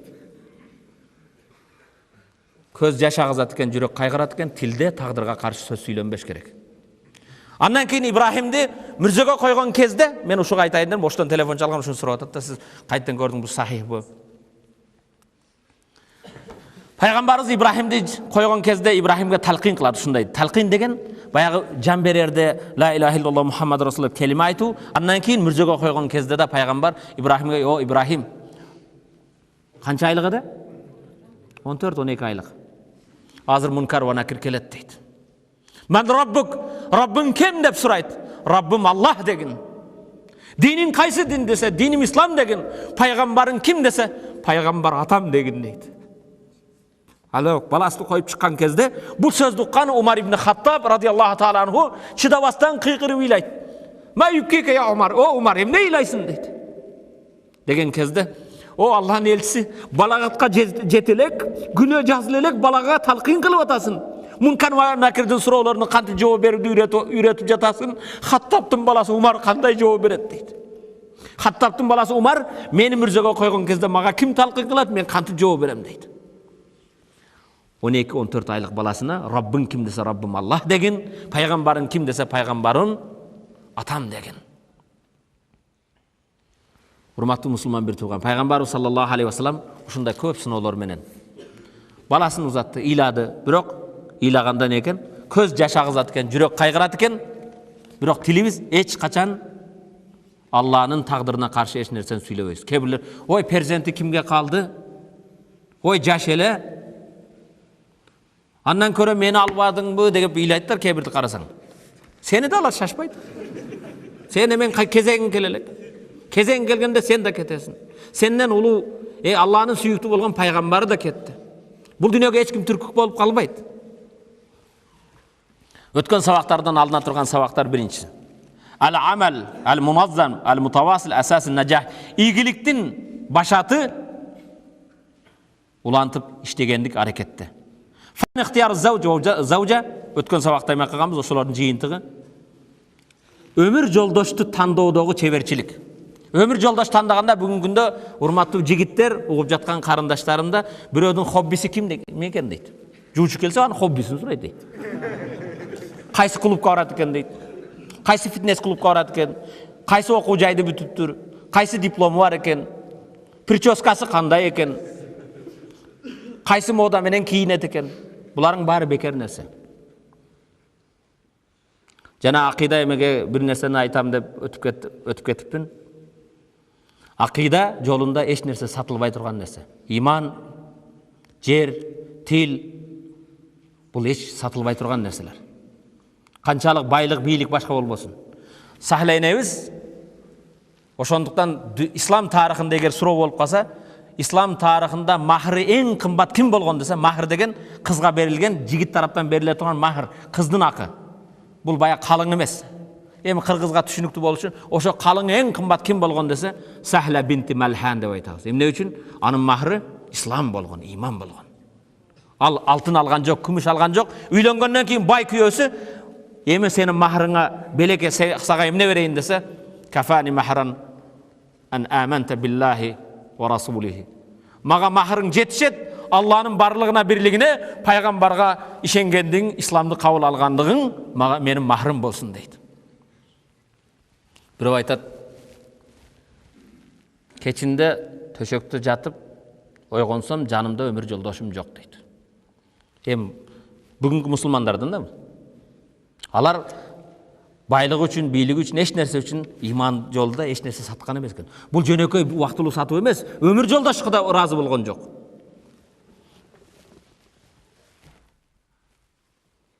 Бир маалда чыксам, өмүр жолдошум чочуп, араң түсүнөн билинип турар, бир кыянаттай болуп кирип келатат дейт. Эмне болду? Бул түндө эмне чыктың? Кайда чыктың десем? Мышык тоокторго кол салган экен. Ошо мышыкты тооктардан айдап кууп келатам дейт. Качантан бери мышыктар тоокторго кол салып калган? Качантан бери мышыктар тоокторго душман болуп калган? Чыгып тооккананы карасам, адамдан болгон бир мышык турат дейт. Караң, өзүнүн өмүр жолдошу менен туруп кыянат кылып атат.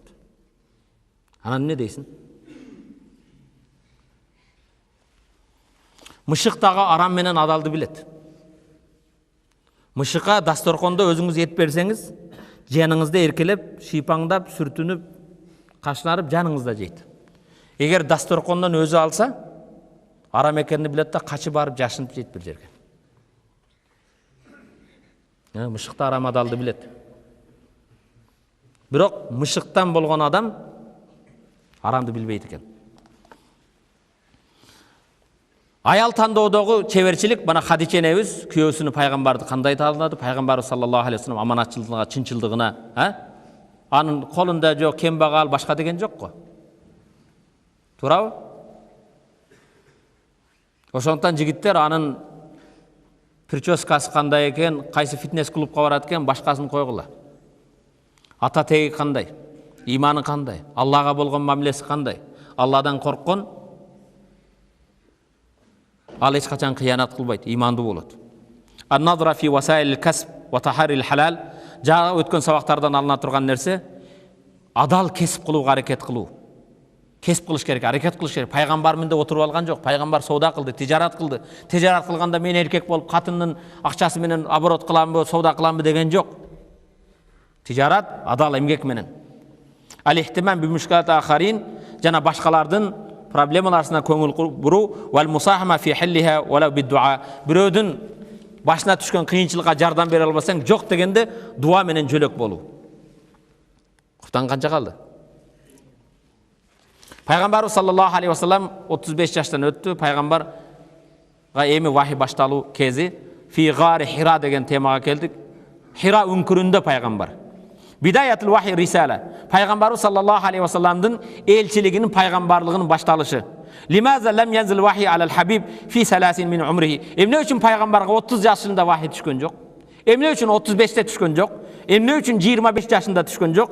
Лианна Аллах таала кана юидду набияху i'danan rabbaniyyan. Себеп Аллах таала өзүнүн пайгамбарын Аллах тарбия берип, Аллах таала пайгамбарды даярдады. Лианнаху лам юрсилил муъминина фақат. Себеп Аллах таала пайгамбарды бир гана имандуулар үчүн жөнөткөн жок. Урсила рахматан лил аламин. Пайгамбарыбыз ааламга, дүйнөгө, жер шарына, бардык махлукаттарга рахмат үчүн жөнөтүлдү. Салам берет эле. Элестетиң. Таштар, дарактар кийин пайгамбар болгондон кийин өзүнүн хадисинде айтат: "Инни ла а'ламу фи Макка". Мен Меккеде билемин, билүүчүрөкмүн. Ай хажарын, кайсы таш мага салам берет эле, кайсы дарак салам берет эле, баарын билем дейт пайгамбар. Караң, 38 жашынан кийин пайгамбарга таштар, дарактар салам берип баштады биринчиси. Экинчиси, ру'я. Ар-ру'я мислу фалакус суб, пайгамбардын түшү. Түштөрү көргөн нерсеси, түшүндө көргөн нерсе эртеси ачык айкын күн чыккандай көрүнүп болот эле. Кана аввал ма бада бихи Расул саллаллаху ар-ру'я садика фин-навм. Пайгамбарга биринчи вахийнин башталышы түшүндө көргөн чын түштөр. Факана ла яра ру'я илля жаат мислу фалакус суб. Пайгамбар кайсы түш көрбөсүн, таң аткандай, күн чыккандай күндүзү болот эле. Равахул Бухари, имам Бухари риваят. Фақад кана ал-хабиб яра ру'я салиха 6 ашур qabla nuzul вахи. Пайгамбар вахий түшүүдөн мурда 6 ай бир гана түштө көрүп жүрдү. 6 айга чейин вахий кандай болуп тур? Ошондуктан да пайгамбар саллаллаху алейхи ва саллям өзүнүн хадисинде менден кийин пайгамбарлык жок дейт. Ла нубуввата бa'di illa al-mubashshirat. Менден кийин пайгамбарлык жок, бирок al-mubashshirat сүйүнчүлөр болот дейт. Кыйла ва мал мубашшират я Расулуллах. Сахабалар: "О Аллахтын элчиси, мубашшират сүйүнчүлөр эмне?" десе, "Ар-ру'я салих, ар-ру'я яраха ар-раджулу салих ау туралаху." Пайгамбар айтты: "Сүйүнчү дегеним, аян деп коебуз го биз. Сүйүнчү дегеним салих, имандуу, Кудайдан корккон, таква адамдын көргөн түшү, же ошо таква Кудайдан корккон адамдын жору берген түшү" деди. Ошондуктан да өткөн жумада кимдер болсо, ал түштөрдөн бир-эки мисалдарды айттым. Пайгамбарыбыз саллаллаху алейхи ва салламдын энеси түшүндө көрөт. Пайгамбарыбыз төрөлө элек кезде менин курсагымдан бир жарыктык чыгып, Шам мамлекеттерин, Сирияны, башканы Сириянын айланасын жарык кылып берди дейт. Пайгамбарыбыз саллаллаху алейхи ва саллам чоң атасы Абдул Муталлиб: "Мен түш көрдүм, түшүмдө менин аркамдан, желке тарабымдан, арт тарабымдан күмүштөн болгон сынжыр чыкты да асман менен жердин арасын байланыштырып, бир аздан кийин бул сынжыр батыш менен чыгышка, түндүк менен түштүккө айланды. Бир аз убакыт өткөндөн кийин жанагы сынжыр алтын дарак болуп калды. Ал дарактын жалбырактардан нур чыгып баштады" дейт. Кийинчерээк муну жоругандар айтат: Абдул Муталлибтин аркасынан келген уругу ал Мухаммад алейхиссалам, ал Аллах Тааладан келе турган вахийде батыш менен күн чыгышка, түндүк менен түштүккө таркаганы бүгүн дин, ислам дини бардык жерге жетет. Ошондой эле пайгамбар саллаллаху алейхи ва саллям кийин дарак болуп калган ал кереметтүү Кур'ан, ал дарактын жалбырагынан чыккан нурлар ал Кур'андын ар бир аяттары эле дейт. Пайгамбар саллаллаху алейхи ва салламдын кийинчерээк сахабаларынан баягы ру'я салиха деген өткөндө мисал бердим.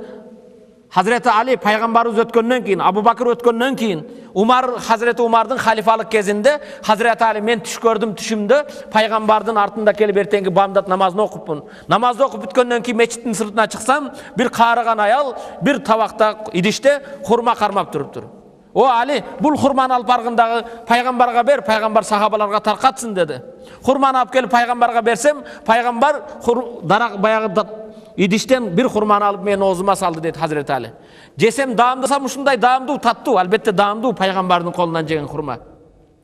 Аллахым барыңызға пайғамбардың қолынан хавзынан су ішішті насип етсін. Андан кейін бір жұтып-жұтпастан пайғамбардан сұрадым, я Расулалла зидни, о Аллахның елшісі дағы бірді берің дедім дейді. Десем, Аллаху акбар, ашхаду ан ла илаха иллаллах, ашхаду анна Мухаммад расулаллах, хайя аля салах, хайя аля салах, хайя аля фалах, ас-салату хайру минан наум. Намаз ұйқыдан жақсы деп ертеңгі намазға азан болды. Ойғанып кеттім. Ойғансам түшім екен, бірақ пайғамбардың қолыдан жеген хурманың даамы аузымда тұрады дейді. Шул түш болбостан өгім болса екен дегендей, даратымды алдында келіп Хазіреті Умар менен ертеңгі намазды оқып, намаздан кейін сыртқа шықсам түшімдегіндей бір аял, бір идиште хурма қармап тұрып тұр дейді. О Али мұны алғында Амирил Муминин Умарға алып бар, Умар тарқатып берсін деді дейді. Умарға хурманы алып келішменен, Умар бір хурманы алды дағын идиште хурманы мені аузыма салды дейді. Хазіреті Али ушындай жесем түшімдегі татты хурма дейді. Зидни я Амирил Муминин, о имандылардың падишасы дағы бірді берің дедім дейді. Дағы бірді берің деген кезде Хазіреті Умар Хазіреті Алиге тигилип ушундай карады дагы. Лаузадакар расул лазиднак. Егер пайгамбар бергенде мен да бермекмин деді.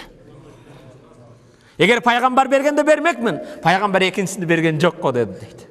Ошондо Хазіреті Али таң калдым да Хазіреті Умарга карап туруп, авахиюн баъда расулилlah. Пайгамбардан кийин да вахи барбы дедим дейді. Пайгамбардан кийин вахиби? Же болбосам ау гайбун итталаат алейх, же гайыпты сен көрдүңбү дедим дейді. Хазіреті Умар карады дагы, о Али, бул гайып эмес деді. Пайгамбардан кийин вахи да жок. Бирок ушу сөздү айтты. Иза ахласал абду қалбаху. Качан бенде жүрөгүнү халыс Аллага койса, иман менен тартылса. Инсан жүрөгүнү иман менен толтурса, халыс Аллах үчүн аракет кылса, янзуру би нурилlah, Аллахнын нуру менен карай турган болот dedi. Аллахнын нуру менен карай турган болот dedi. Башка бир мисалы, Хазіреті Умар Мадина Мунавварада минбарда чыгып жумада хутба кылып жатат. Хутба кылып жаткан кезде, я сарияту жабал. О Сария, тоо жака карагын, аскериңе этият болгун дейт. Хазіреті Умар жөнөткөн аскерлер Мадинадан 2 айлык алыс жерде иман ислам жолунда жихад кылып жүрөтөт. Бирок Хазіреті Умар хутбанын арасында тема башка. Хутбанын арасында я сарияту жабал. О Сария, тоо тарапка карагын дейт. Жумадагылар түшүнгөн жок. Бирок 2 айлык жолдо жихад кылып жүргөн сахабалар Хазіреті Умардын сөзүн укту да тоо жактан келе жаткан душмандарды көрүп калды. Эгер Хазіреті Умар кыйкырбаса, тоо жактан келген душмандар мусулмандардын канчасын кырып салмак. Кийинчерээк келгенден кийин аскерлер, сахабалар Хазіреті Умардын үнүн укканын өзүн жок экенин айтып бердилер. Хазіреті Умар Мадинада. Хазіреті Усман, билесиздер, катибул Куранды жазып жаткан кезде сахабалардан бирөөсү келет. Хазіреті Усман карап туруп, аят ахадукум ва фи айнахи асар мина зина. Силердин бирөөңөр менин жаныма келесиңер, көзүңөрдө зинанын белгиси бар деді. Пайгамбар хадисинде айтат, ан-назрату сахмун масмумун мин сахмил иблис. Көз караш башка жат аялдарга, кыздарга карагандык шайтандын ууланган огудан дейт. وَمَنْ تَرَكَ لِأَجْلِ اللَّهِ. Ким ошо көз карашты Аллах үчүн карабай коюп койсо, абдалтуху иманан, Аллах таала айтат. Ага бир иман берем, язуqu халавата. Ал имандын даамын билет дейт. Аллах үчүн бир нерсеге карабай койсоң, бирөө көрүп алды уялып эмес. Аллах үчүн карабай койсоң, ошо карабай койгонуң үчүн, бир арамдан жүзүңдү кайтарганың үчүн Аллах таала бендеге бир жүрөгүнө бир иман берем, имандын даамын тартат дейт. Имандын даамы болот экен. Имандын даамы деген сөз, урматтуу мусулман бир турган, мына тахажжудка турган, ибадат кылган инсандар биле, кээде ушундай тахажжуд окусаң, же болсом кээде бир садака берсең, өзүңчө ичиңде ушундай рахаттанасың, Мурда уламалар айтып экен, эгер биз тахажжуд окугандагы ниматты, тахажжудтун, ошол ибадаттын таттуулугун, даамын, жыргалчылыгын билсе падышалар, ушунда бизден талашмак дечү экен. Бирок билбейт да. Хазіреті Усман, силердин бирөөңөр менин жаныма келесиңер, көзүңөрдө зинанын белгиси бар дейт. Жанагы сахаба Пайғамбардан кейін вахи барбы дейді. Келе жатқан кезде бір сұлу аялға тигіліп қараған эле. Зинаның белгісі дейді. Пайғамбар хадисінде иттақи мин фирасатил муъмин, имандуудун, біздің баткенде парасат деп айтады, бұл жақта айтпай білбеймін. Фирасат деген сөз араб тілінде. Имандуудун парасатынан тигилип терең көз қарашынан қорыққын дейді. Фа иннаху янзуру би нуриллах. Иманды адам қарағанда Алланың нуры менен қарайды дейді. Ошо біз айтып жатқан аулиялар ошолор болады. Аулия деген сөз Алланың достору деген сөз. Аллада ибадат менен. Аллах та бар хадиси кудсиде айтат, бендем мага фарздардан ташкары нафилдар менен жакындай берсе, хатта ахбабту, аны сүйөмүн дейт. Бендемди нафил намаздар менен, нафил ибадаттар менен, нафил садакалар менен, нафил хаждар менен жакындаган сайын бендемди сүйөм, сүйгөндөн кийин эмне болот? Кунту айнухуллази тараби. Бендемдин көргөн көзү болом дейт Аллах. Ва ядухуллази яптушу бих. Кармаган колу болом дейт. Ва риджлухуллази ямши бих. Жүргөн буту болом дейт. Кандай? Аллах Таала сенин көргөн көзүң болот экен, кармаган колуң болот экен, жүргөн буту. Анын маанеси көз карашыңа береке берет. Кармаганыңа береке берет. Караганыңда башканын пикирин окуп кое турган болосуң. Качан эмне менен экен?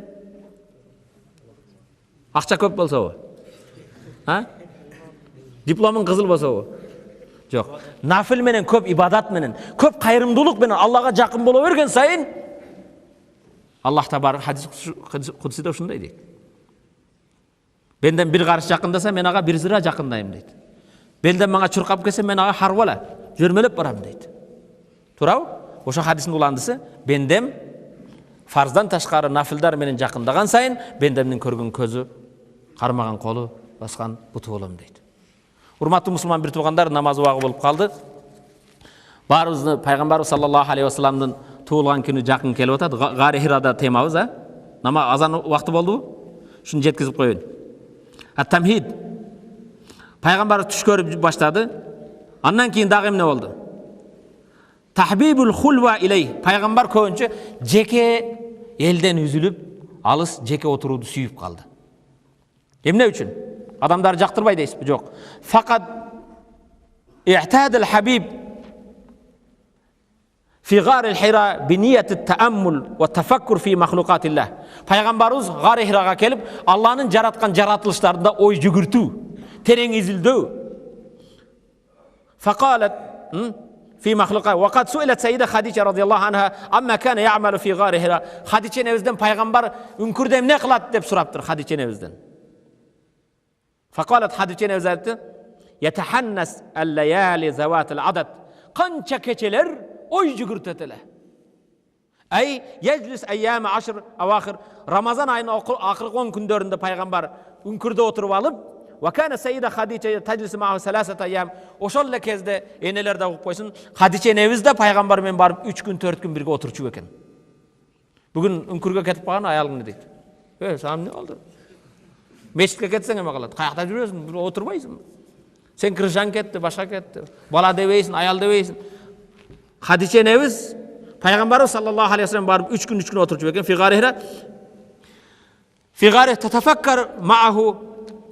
Хадише энебиз да пайгамбар менен отуруп ой жүгүрчү экен. Вахия фи синнил 5 вал 50. Эми бул жерде бир нерсе айтат. Ошол кезде Хадише энебиз 55 жашта экен. Мен 2-3 жыл мурда хажга барган кезде, бетте хажга барган бир туугандарым отурат. Хира үңкүрүгө чыгыш өтө оор кыйын. 40 жашымда мен чыгайын деп аракет кылдым. Жарым жолго барганда шайтан баспаса кылда чарчап отуруп калдым. Анан кебилер айтып, кайтып эле кетсекпи дедим. Өтө бийик. Кийин өзүмө ичимде айттым. Намуссыз, уялбайсыңбы? Пайгамбар саллаллаху алейхи вассалам буга канча чыгып түшөт эле. Да 40ка да кире эле экен мында. Сен 40ка кире эле бетте отурасың, жалпайып. Тур, бети жок. Пайгамбардын баскан жолун бас. Пайгамбар 40 жашында канча жол чыгып түшөт эле. Хадиже энебиз 55 жашында пайгамбарга тамак ашын, бир жумалык тамак ашын көтөрүп чыгат эле. Сен уяты жок отурасың деди. Андан кийин ошол эле менен чыгып бардым. Үңкүргө чыккандан кийин албетте хаж амалдарына кирбейт, бирок барыңыздар, пайгамбардын изи баскан жер, пайгамбар жүргөн жер, пайгамбар ошол пайгамбарга биринчи вахий түшкөн жер. Жабалы Нур деп коет, нур түшкөн. Аллах табарак ва таала ошол биринчи пайгамбарга вахий түшкөн жер. Чыгып баратсам, бир 80дерге жакынган Түркиядан келген эне таягын кармап алыптыр. Алла, Алла, Алла, Расулалла, Алла, Алла дейт, Расулалла дейт. Көзүнөн жаш агып, ыйлап кетип атат. Мушу энече жокмун бу. Ишенсеңер бели бекчейип калган. Мен чыгып, ошол жерде бир 2 рекет намаз окуп кайра түшүп келатсам, жетип калыптыр эне. Ал эмне? Ихлас. Бурдагы адамдардын ихласы бизде жок.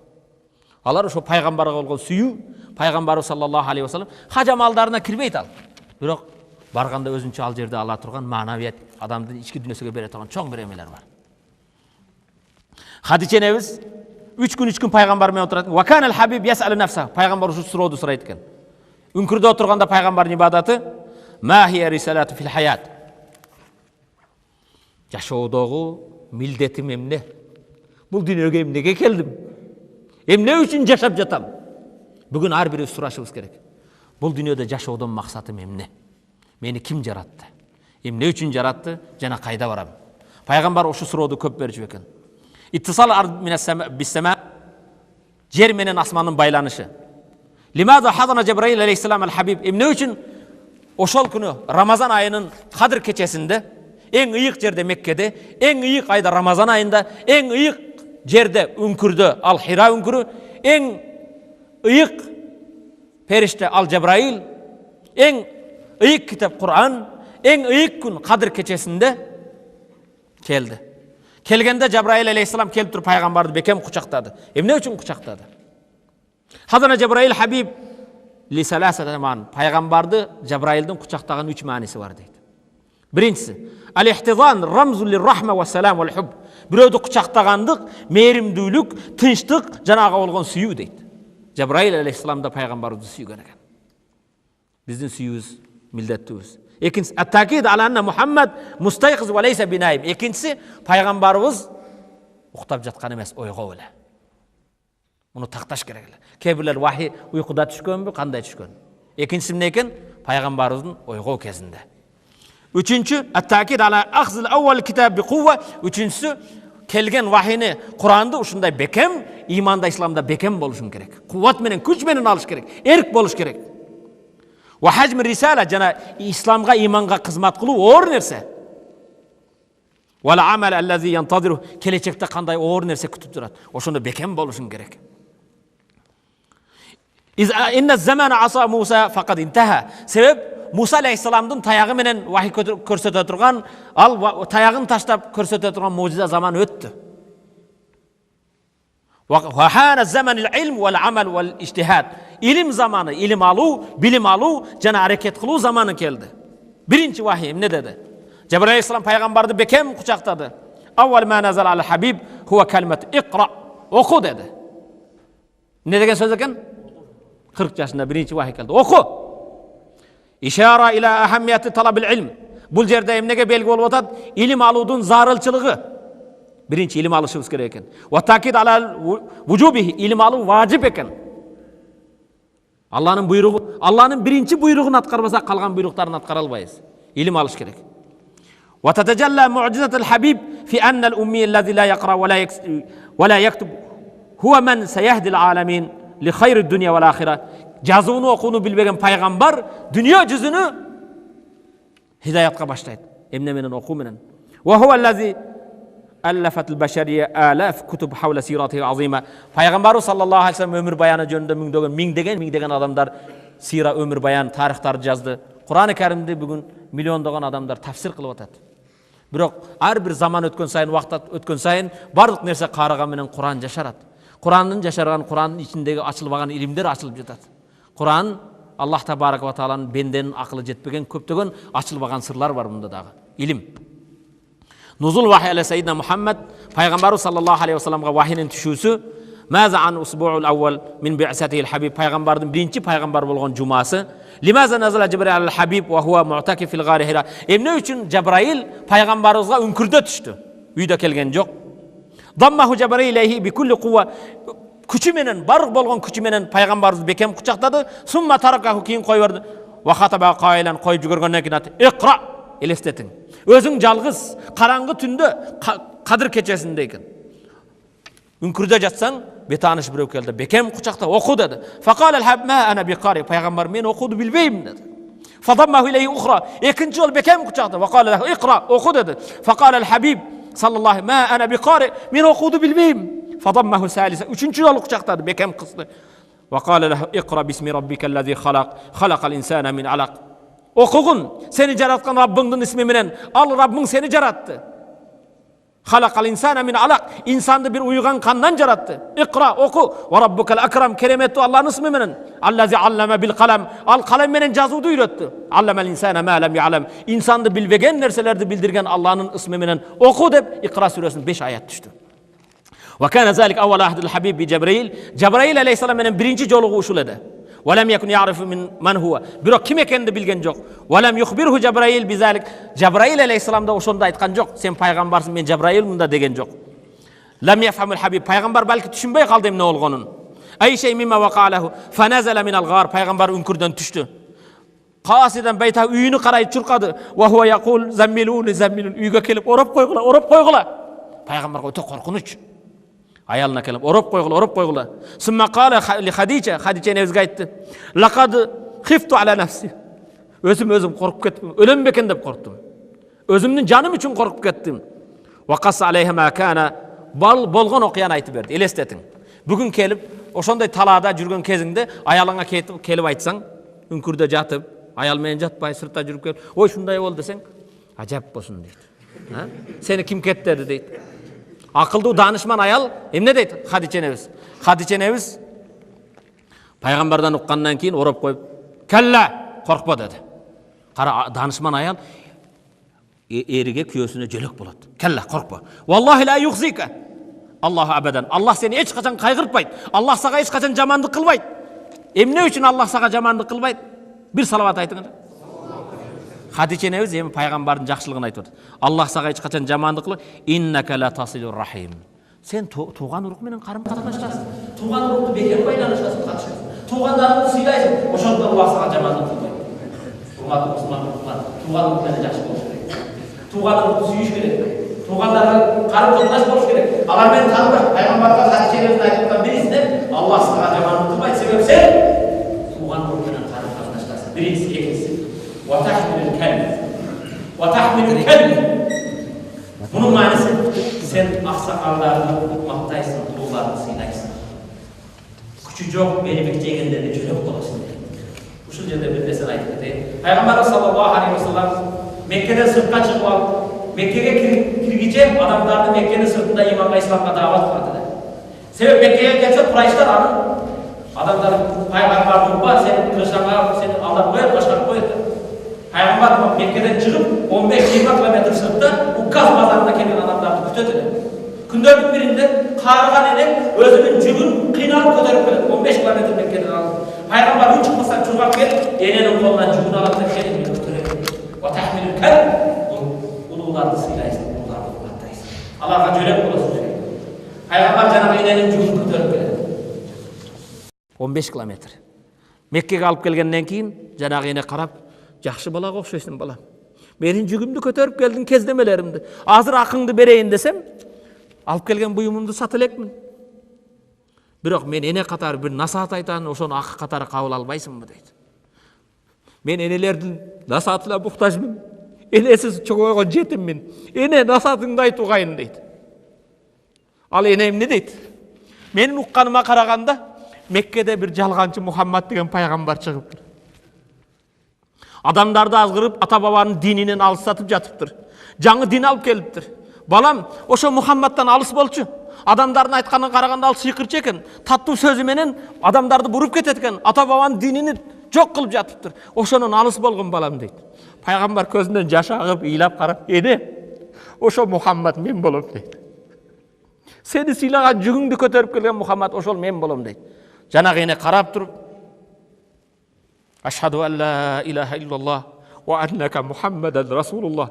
Эгер эл айтып жаткан Мухаммад сен болсоң, о улуу урмат кылган Мухаммад сен болсоң, мендей карыларды сыйлаган сенден эч жамандык келбейт. Сен хак пайгамбарсың деп иманга келет. Жолда аны келим айт деген жок, иманга, исламга чакырган жок. Ал пайгамбар ошо каараган энени сыйлаганы менен өзүнүн кыймыл аракети менен даават кылып койду. Ва тахмилул кал. Хадиче небез айтат, Аллах сага эч качан жамандык кылбайт, сен тууган урук менен карып катнаштасың, улууларды сыйлайсың. Ва таксибил маъдум. Таксибил маъдум, колунда жокторго жөлөк болосуң. Колунда жокторго жардам бересиң. Ва туқри ад-дайф. Кара, бул бардык жакшы сыпаттар. Тууган урук менен карым катнашта болуу, улууларды сыйлагандык. Ва таксибил маъдум, колунда жокторго жөлөк болуу. Ва туқри ад-дайф, конокты сыйлоо. Алхамдулилlah, бизде ушул эмебиз бар өтө.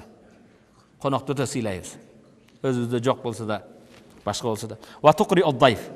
Бул имандагы сыпаттардан. Пайгамбар кимде ким Аллахтын барлыгына, бирлигине, кыямат күнүндө ишенсе, коногун сыйласын дейт. Ва туину ала наваибил хак. Акыркы хадиче небизге айтат. Ва туину ала наваибил хак тадфаун наса алал хак. Адамдарды аккат жолуна жардам бересиң, хидаят жолуна адамдарга түрткү болосуң, даават кыласың, адамдарды ак жолдо жүрүүгө сен жардам бересиң. Адамдарды имансыздык жолдон иманга чакырасың деди. Эмне деди? Бул иман эме келек ал кезде. Бул жерде акыйкат жолунда сен адамдарды акыйкат жолунда чындыкка үндөйсүң деди. Карагыла. Фатма аннал хабиб. Аялдын сөзүн уккандан кийин пайгамбар бираз көңүл жайына түштү. Тааммалу азаматы хазил мар'a. Көңүл бургула бул аялдын улуулугуна, данышман аялга, Хадиче небизге. Ар-раджих ва кайфа сабатат ал-хабиб. Кандай пайгамбарды көңүлүн алды. Пайгамбарды коркунучун тынчытты. Лaqad zakara ла хамса сифат. Пайгамбарга 5 сифат айтты. 5 өтө ахлак. Кайсы сифаттар? Валайса диния. Бул кеде чынчынына келгенде биздин ата бабабыздан үрп адатыбыз, кыргыздардын ата бабадан калган үрп адатыбыз, салтыбыз бул. Бул диндеги нерсе эмес. Бирок негизи динден мурда да ушул адеп ахлактар болгон. Дини, балки бүгүнкү күндө диндин булагы ушул. Кара, ошо ата бабанын салты бул болбойт, андай дебегиле. Диндеги нерсе, 5 нерсе айтты. Тууган урук менен карым катнашта болуу. Андан улууларды сыйлагандык, жокторго жардам берүү, конокту сыйлагандык, аккат жолунда, аккат тарабында болуу. Аккат жолдо бардык чындыкча эме болуу. Бирөөнүн акчасы башкасына бийлип жалган жолдо эмес. Якулул хабиб, пайгамбар хадисинде айтат: "Ма мин шайин юза фил мизан асқала мин хуснул хулq." Кыяматта таразына коюла турган эң оор нерсе, андан оорурак эч нерсе болбойт, жакшы адеп ахлактан көрө дейт. Кыяматта сооп таразына коюла турган эң оор нерсе жакшы адеп ахлак экен. Ва инна сахибул хуснул хулq ла яблугу бихи даражата сайм ва саум ва сала. Жакшы адеп ахлактуу адам кыяматта көп орозо кармаган, көп намаз окуган адамдын даражасына жетет дейт. Раваху Тирмизи, имам Тирмизи риваят кылган хадис. Ва кала айзан пайгамбар айтат: "Ала ухбирукум би ахаббукум илайя." Пайгамбар айтат: "Силерге айтайынбы, мага эң сүйүктүүңөр ким экенин?" Пайгамбар айтып атат: "Силердин кимиңер мен үчүн сүйүктүүңөр айтайынбы? Ва акрабукум минни маджлисан яумал кыяма." Сүйүктүү эле эмес, кыяматта мага чогулушта эң жакын отурганын ким экенин айтайынбы кыяматта? Фасакатал каум. Сахабалар үнчукпай отуруп калды пайгамбар. Фаадаху марратайн. Пайгамбар андан кийин: "Силердин мага эң сүйүктүүңөрдү, кыяматта мага эң жакыныңарды айтайынбы?" Экинчи жолу кайталады. Фасакатал каум, каум үнчукпады. Пайгамбар үчүнчү жолу кайталады. Калал каум: "Наам я Расулаллах." О Аллахтын элчиси, айтың деди. Сага биздин арабызда эң сүйүктүүбүз жана кыяматта эң жакыныбыз ким деди? Факала саллаллаху алейхи ва саллам: "Ахсанукум хулукан." Кимиңдин адеп ахлакың жакшы болсо, ошонун армага сүйүктүүрөөк, жакыныраак. Раваху Ахмад, имам Ахмад риваят кылган хадис. Ва ба'да тасбид al-Хадича лил-Хабиб захаба ила ибн аммиха Варака. Хадича небиз пайгамбарыбызды тынчтагандан кийин, төшөгө ороп койду, көңүлүн көтөргөндөн кийин өзүнүн атасынын бир тууганыга барды, Варака ибн Навфал деген аксакалга. Ва кана яқра инжил ва тавра. Варака ибн Навфал инжилди, Тавратты окуган өтө илимдүү адам эле. Ким экен?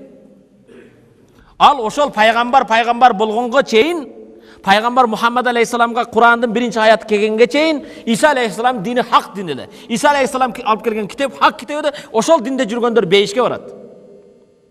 Пайгамбарга келгенден кийин автоматически түрдө муну кабыл алыш керек, ал калыш керек. Туурабы? Азыр Бакиевдин закону менен жашаган жокпуз да. Азыр жаңы конституцияга эме болду. Ал мурдага кетпейт. Ошого окшош эле пайгамбар келгенден кийин акыркы дин, акыркы эме. Мурдагы эмелер кетпейт эми. Бұл Варақа ибн Науфал Инжилді оқыған, Тауратты оқыған, вахуал масихил ал-вахид ал-маужуд фи Макка. Ошол Меккеде жалғыз Масихи Иса пайғамбардың динini қармаған христиан шул киши екен. Ва кана яблугу мин ал-умр 90 сана, жашы 90 жашқа жеткен екен. Фақада басараху бисабаб ал-қираат ал-касира ва кибр син. Көп китап оқығандықтан, жашы ұлғайғандықтан көзі ажыз болып көрбей қалыптыр. Емнеден көрбей қалыптыр? Илим көп оқыған екен. Инжил, Таураттарды оқыған, динді бекем қармаған киши екен. Бұл кімнен? Хадичаның атасының бір туғаны болады. Ва ахбар ал-Хабиб Варақатан бима вақа фи ғари Хира. Хадича нәз жетелеп кел, жүреме. Тек ақсақалға баралды бұл екен, не екен? Өзі бірінші тыншытты, сен туған ұрықты, мен қарым қатынаттасын, ұлуды ұрмат қыласын, жоқторға жардан бересін, қонақты сыйлайсын, ақиқат жолында дайым, ақиқат қадамдарды түртөсін, ошондықтан саңа жамандық болбойт деген екен. Варақа ибн Науфалға алып келді да, пайғамбарымыз жана Варақаға 90 жаштағы көзі көрбеген ақсақалға айтты. Фи ғари Хирада ва қасату ма Жабраил, Жабраил екенін білбейді. Жана біреу келді, құшақтады, ушундай деді. Варақа ибн Науфал фажабху би арба жумал. 4 сөз менен жооп берді. Bir салават. Уққаннан кейін ақсақалдың жоуын қарағыла. Біріншісі, иннака ла набию ахириз заман, иннака ла набию ахир умма. Сен ахир заман пайғамбарысың, ахир заман үмметінің пайғамбарысың деді. Сен ақыр заман пайғамбарысың, иннака ла набию ахир умма, ақырғы үмметтердің пайғамбарысың деді. Саллаллаху алейхи ва саллям пайғамбарысың. Екіншісі, лақад атака намус аллази жаа Муса. Саға келіп тұр, Мусаға келген, Исаға келген періште келіп тұр деді. Ал Таурат, Инжилді оқыған. Ал келген, Мусаға, Исаға келген періште келіп тұр. Üçüncüsü, инна қаумака сауфа юказзибунак, ва юқатилунак, ва юзунак, ва юхриджунак. Еми сенің қауымың, елің саға ыза береді, сені жалғаншы дейді, сені менен ұрышады, сені туылған жеріңнен қуып шығады деді. Еми, бұл ақ жолды диндіге келіңді. Сен аққатқа чақырасың, сені қауымың жалғаншы қылады, саға қаршы шығады, саға ыза берішеді, сені мекеннен шығарашады деді. Төртіншіге көңіл бұрғыла. Bir пайғамбарға салават. Барымызға зарыл. Лейтан якуну шаббан из юхриджука қаумук ва юдрикуну яумук ансурука. Фақала саллаллаху алейхи ва саллям, ава мухриджихум. Аттың-ай, ошо қаумың сені шығарған кезде жаш болсам, саға жардам беретелем. Аттың-ай, қаумың сені елің қуғанда жаш болсам, сені шығарателем деді. Пайғамбар айтты, ава мухриджихум, алар мені қуауы, туылып өскен жерімнен шығарауы. Қала. Варақа ибн Науфал айтты, наам. Лам яти ражулун қад бима атайта бихи илля узи. Сенен алдың қайсы пайғамбар сен ап келген нәрсені ап келбесін аққат жолына. Барды ғыза көрген, қиналған, шығарылған. Вахараджал Хабиб саллаллаху ва қала Варақа ли Хадича разияллаху анха саббити. Кейін пайғамбар сөз тұққаннан кейін, қауымым мені қуауы, елім мені шығарауы деп Варақа ибн Науфалдың алдынан шығып баратқанда Варақа Хадича невізге айтты. Я Хадича, саббити, бекем бол, жөлек бол, бекем қарма деді. Жөлек бол. Ва бада айям ямут Варақа ва фи залика хикма мин Аллахи табарак ва таала. Bir қанша күн өтпестен Варақа ибн Науфал қаза болды. Эмне үшін? Аллах табарaka Варақа ибн Науфалды 90 жашқача ушу сөзді айтып қой, аманатты жеткізді, андан кейін өтөсүн деген. Бирок бұл жерде мен көңіл бұрғыла деген 4-ші сөз. Аттың-ай, жаш болсам, сені елің қуған кезде динде саға жардамчы болсам дейді. Аттың-ай, жаш болсам, бүгін Құран жаттасам, аттың-ай, мен де динге қызмат қылсам деп ақсақалдар отырады. Жаштар, бір күн башыңарға келеді. Сілерді аттың-ай дейді. Пайғамбар не дейді? Аттың-ай, ошол кезде жаш болсам, қауымың шығарған кезде. Жаштық өзінше бір башқа нәрсе екен. Аттың келбестен мұрда диніңерге, иманға, исламға қызмат қылғыла. Варақа ибн Науфал ушу сөзімен иманға келді. Иса пайғамбардың динінде хақ жүрді. Пайғамбарға келіп, сен ақыр заман пайғамбарысың, аттың ай жаш болсам коомуң сени чыгарган кезде сага жөлөк болот элем, ошолорго каршы турат элем дейт. Аккат жолунда кызмат кылгандарга жөлөк болгула, жардам бергиле. Жаласал Хабиб янтазир ли нузул Джабраил ва маррат 4 аyyam. Кийин пайгамбарыбыз дагы вахий келе экен деп күттү. 4 күн өттү. Эч ким келген жок. Валам яти Джабраил ва каанна субхана ва таала ю'ti лил Хабиб вактан лил тафкир. Аллах таала 4 күн күттү келбеди. Аллах таала пайгамбарды бир аз ой жүгүрт, ойлон дегендей таштап койду. Болгон окуяларга ой жүгүртүш керек эди. Фаянтазир расул амран кабиран, пайгамбар чоң ишти күтүп атат. Ва мас'улия, жоопкерчилик өтө чоң. Вала будда лаху мин бa'd al-вакт, ошондуктан biraz oy жүгүртүү вакытка муктаж эле. Аллах таала 4-5 күн Жабраилди жөнөткөн жок. Ва бa'da usbu' bir жумадан кийин янзилу Жабраил, bir жумадан кийин Жабраил алейхиссалам кайра келди. Лияқула лил Хабиб, я Мухаммад, анта расулаллах ва ана Жабраил минас сама. Bir жумадан кийин Жабраил алейхиссалам, о Аллахтын элчиси Мухаммад, сен пайгамбарсың, асмандан келген мен Жабраил периштемин деди. Bir жумадан кийин айтты. وتعلم الحبيب في تلك الليلة أول درس من جبريل. وشول كيتشدا پیغمبر برينشي نرسени үйрөнү, эмнени үйрөнгөн ким билет? Bir салават.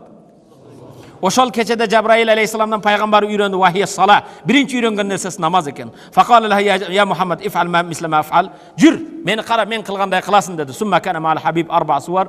Пайгамбарыбыз менен 4 эле сүрө келди кийин. Пайгамбарга дарат алууду үйрөттү, намазды үйрөттү. Биринчи эмнени үйрөндүр? Müslüman bolğandan birisi namazını okuş gerek. Al-Alaq suresi.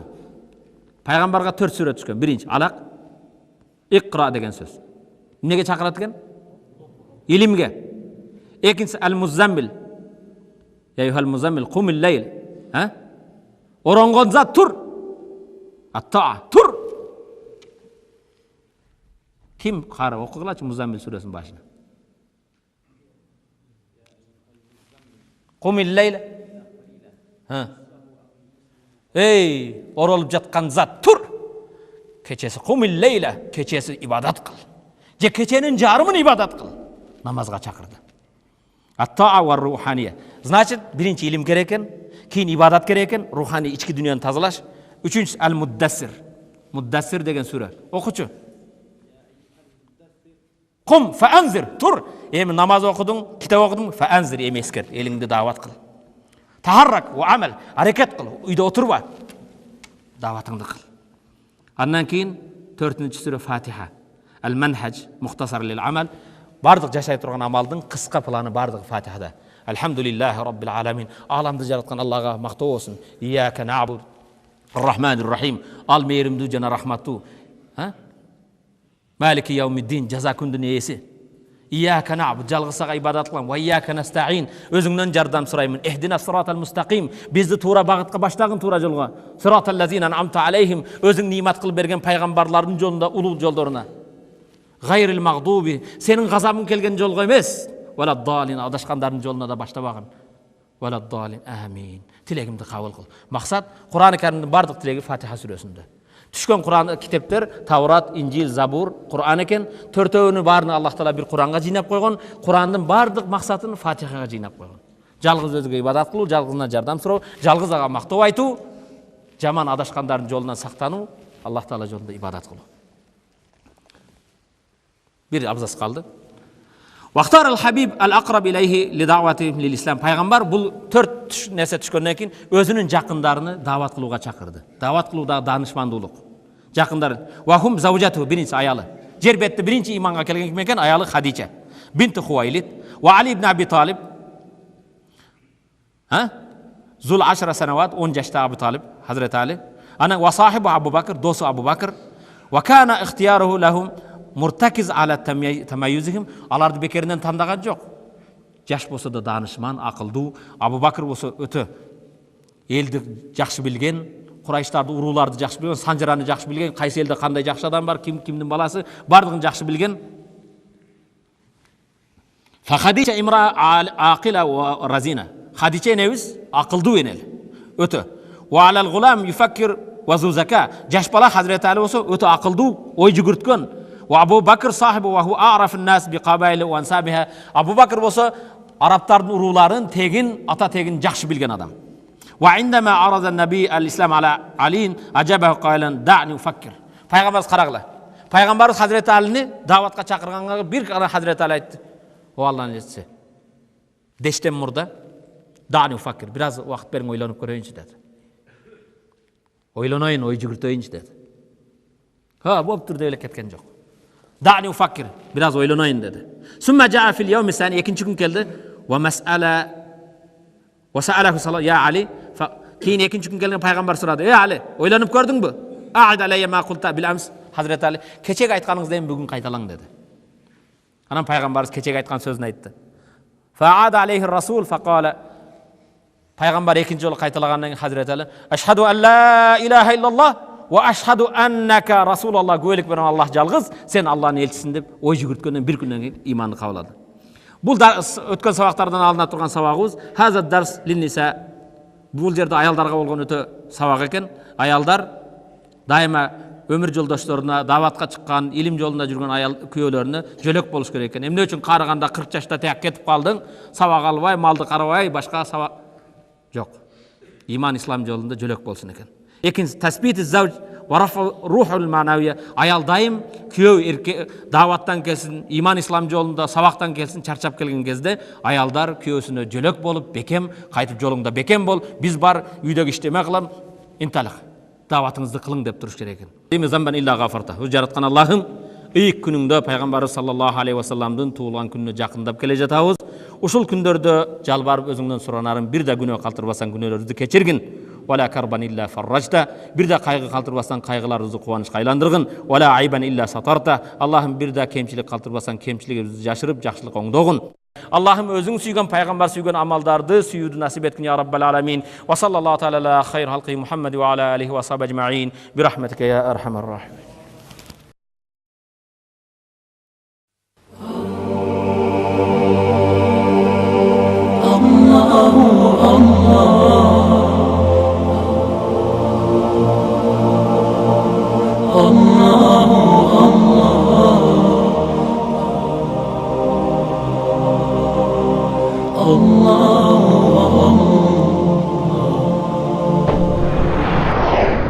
بسم الله الرحمن الرحيم.